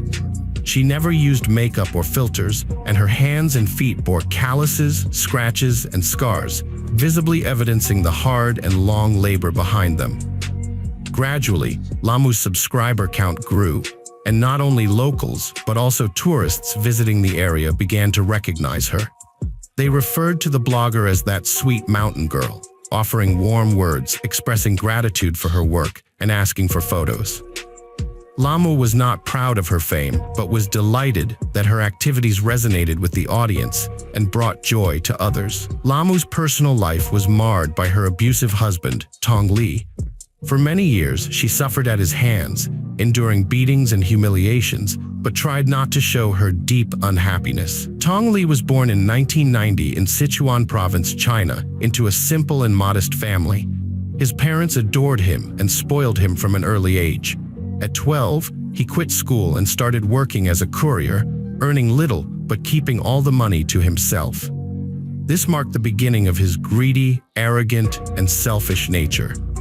As a teenager, Tong began dealing in banned substances, stealing, and gambling, and took pride in getting away with it. He He aimed to earn respect in the criminal underworld, become rich, and escape poverty. At 15, he left home and joined a gang, engaging in illegal activities. Meanwhile, Tong's parents opened a successful spice and tea shop, investing all their efforts and resources into it. When the business took off, Tong returned home, offering to help expand and promote the family business. In reality, he just wanted to live off his relatives' hard work. Tong considered himself successful and wealthy, spending money on personal luxuries and boasting to friends about his expensive items. He even claimed the store's success as his own, while his family worked hard daily. He maintained a separate under-the-table business with local criminals. Lamu and Tong met when they were 17. Tong was enchanted by her beauty, kindness, and sincerity, and courted her earnestly, giving gifts and promising to change for her. Lamu quickly fell for his charms, believing she had met her Prince Charming.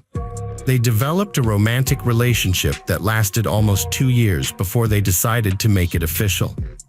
Tong proposed to Lamu when he turned 19, and she eagerly accepted. However, their parents were not thrilled about their decision to marry, believing they were too young to start a family. Lamu moved into her mother-in-law's house, but soon, Tong started disappearing with his old friends again. He returned to his unlawful activities, frequently consumed alcohol, and his behavior towards his wife changed drastically.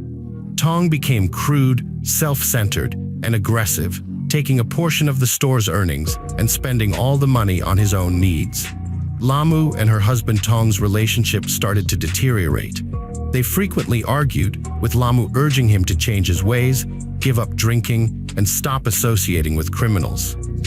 However, Tong refused to listen, believing no one had the right to tell him what to do. Their home became a battleground with conflicts erupting daily. Even when Lamu became pregnant, the situation didn't improve. One day, Tong's behavior shocked Lamu. She declared she would return to her parents' home, refusing to tolerate his treatment. Her mother-in-law, who had witnessed the incident, intervened, scolding her son and telling him he had no right to treat Lamu that way. The mother-in-law convinced Lamu to stay, promising that the abuse would stop. Lamu believed her and gave her husband another chance, a decision she would later regret. The abuse continued, with Tong regularly becoming physically violent, only to apologize afterward, begging Lamu not to leave him. Each time, Lamu wanted to believe he had changed, but the cycle repeated over and over. When she finally decided to leave, Tong threatened to take their son away and harm her and her parents. Fearing for her safety, Lamu stayed. Their child became Tong's tool for manipulation and blackmail. Lamu kept her nightmare hidden from her relatives, including her close older sister. After her mother's passing in 2012, Lamu found herself managing her parents' household and caring for her elderly father and grandmother. She continued to climb mountains to gather herbs, using the time to escape her husband's wrath and find solace in her thoughts. In 2017, Lamu gave birth to a second son, but her relations with Tong remained strained. Her mother-in-law stopped intervening on her behalf. Around the same time, Lamu created a social media account, posting videos about local beauty, flowers, and herbs. She gained a large following who admired her work and knowledge of traditional Chinese medicine. Her online presence became an outlet for her to express herself and momentarily escape her difficult reality. Lamu kept her domestic violence a secret, never complaining to her audience about her situation. However, when her grandmother passed away in 2019, she posted a video expressing her grief. Her followers supported her, unlike her husband, who became furious and struck her. Lamu finally decided to leave her abusive husband in January 2020 after enduring another violent incident. She took her sons and moved back to her parents' home, filing for divorce. At first, she felt calm and confident, despite trying to hide a large bruise under her eye.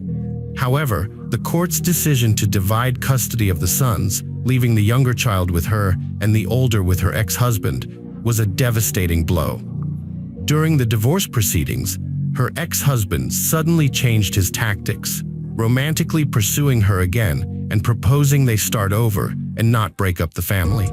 For a couple of months, he pretended to be a repentant man, giving her flowers, creating celebrations, helping around the house, and even joining her on trips. Lamu's heart softened, and she believed he had genuinely changed.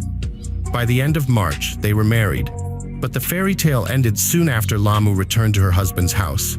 He reverted to being cruel, mean, and selfish, brutally attacking her nearly to death within 2 weeks of remarrying. He snatched her phone, hurled it against the wall, and battered her mercilessly. Lamu fled the house, barefoot, and went to the police, seeking protection. However, they only took her statement and advised her to resolve the family conflict on her own. Lamu decided to hide in another village to avoid endangering her relatives. Her enraged husband was ready to end her life, but didn't know where to find her. He assumed she might have gone to her sister's house, so he visited and began yelling, demanding to know where Lamu was. When her sister claimed ignorance, he struck her repeatedly, fracturing her cheekbone, eye socket, and nose. After the Lamu's sister filed a police report, Lamu's ex-husband was finally held accountable, but not arrested. During the second divorce proceedings, the court left both sons with the father, as the wealthy Lee family's influence proved to be the deciding factor. The heartbroken mother was crushed with grief. 3 weeks after the second divorce, Lamu went to the mountains, recorded a video of herself singing and dancing, trying to relieve stress.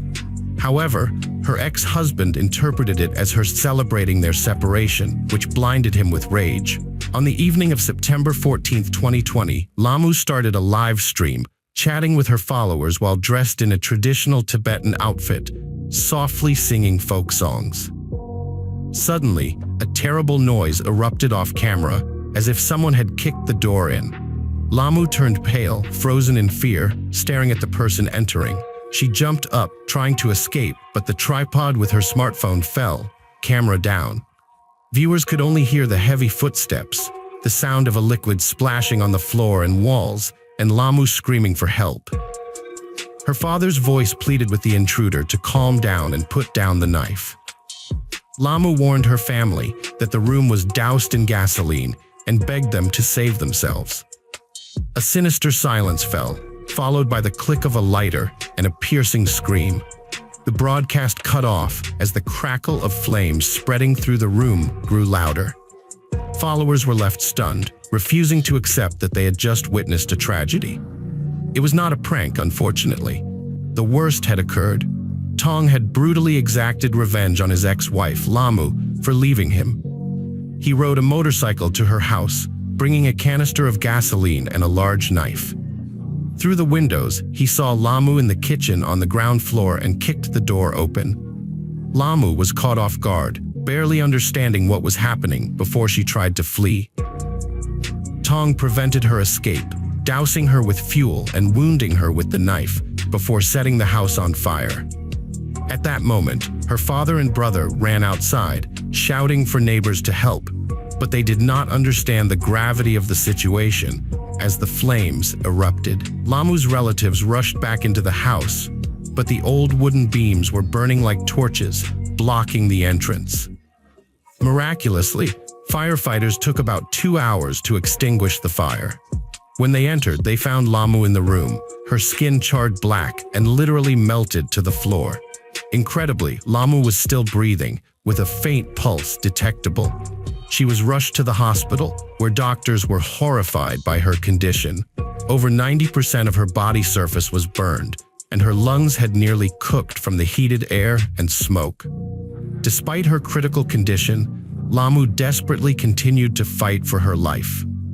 She was in a deep coma, and her condition was deemed critical. The city's burn center was prepared to help, but the treatment cost was a staggering $1 million, a sum her family could not afford after losing everything in the fire. Lamu's father decided to seek help from her followers, writing a letter explaining that her ex-husband had attacked her, attempting to end her life, but she had survived, and doctors held out a slim hope. The letter was posted on her social account, along with a plea from her sister to all compassionate people to help Lamu, providing an account number for donations. The necessary funds for treatment were raised within an hour of the post, and people continued to send money. Lamu was transferred to the burn center, where she received the necessary care, and her condition was stabilized. At one point, it seemed she might recover. Tragically, after 2 weeks of fighting for her life, Lamu's heart could not endure any longer, and she passed away without regaining consciousness. She was only 30 years old. Tong was arrested the day after committing this heinous act. At the trial, his mother desperately defended her son, who had inflicted such cruelty, claiming that he did it out of intense love for his ex-wife and stress from their divorce. Nevertheless, the verdict was severe and just. The court found Tong guilty of deliberate cruel deprivation of life and sentenced him to death. Additionally, the court mandated his family to compensate Lamu's relatives for the property loss due to the house fire. Tong attempted to appeal the verdict several times, but the decision remained unchanged. In July 2022, the sentence was carried out and Tong Li was executed. 2 years after the tragic event that ended Lamu's life, her relatives rebuilt the house on the site of the burned one and were able to move back in on the ground floor. Her sister set up a small memorial altar with photographs of Lamu. The court left the orphaned boys in the custody of their paternal grandparents, the Li family, who remained one of the wealthiest in the village and were believed to provide the children with better living conditions.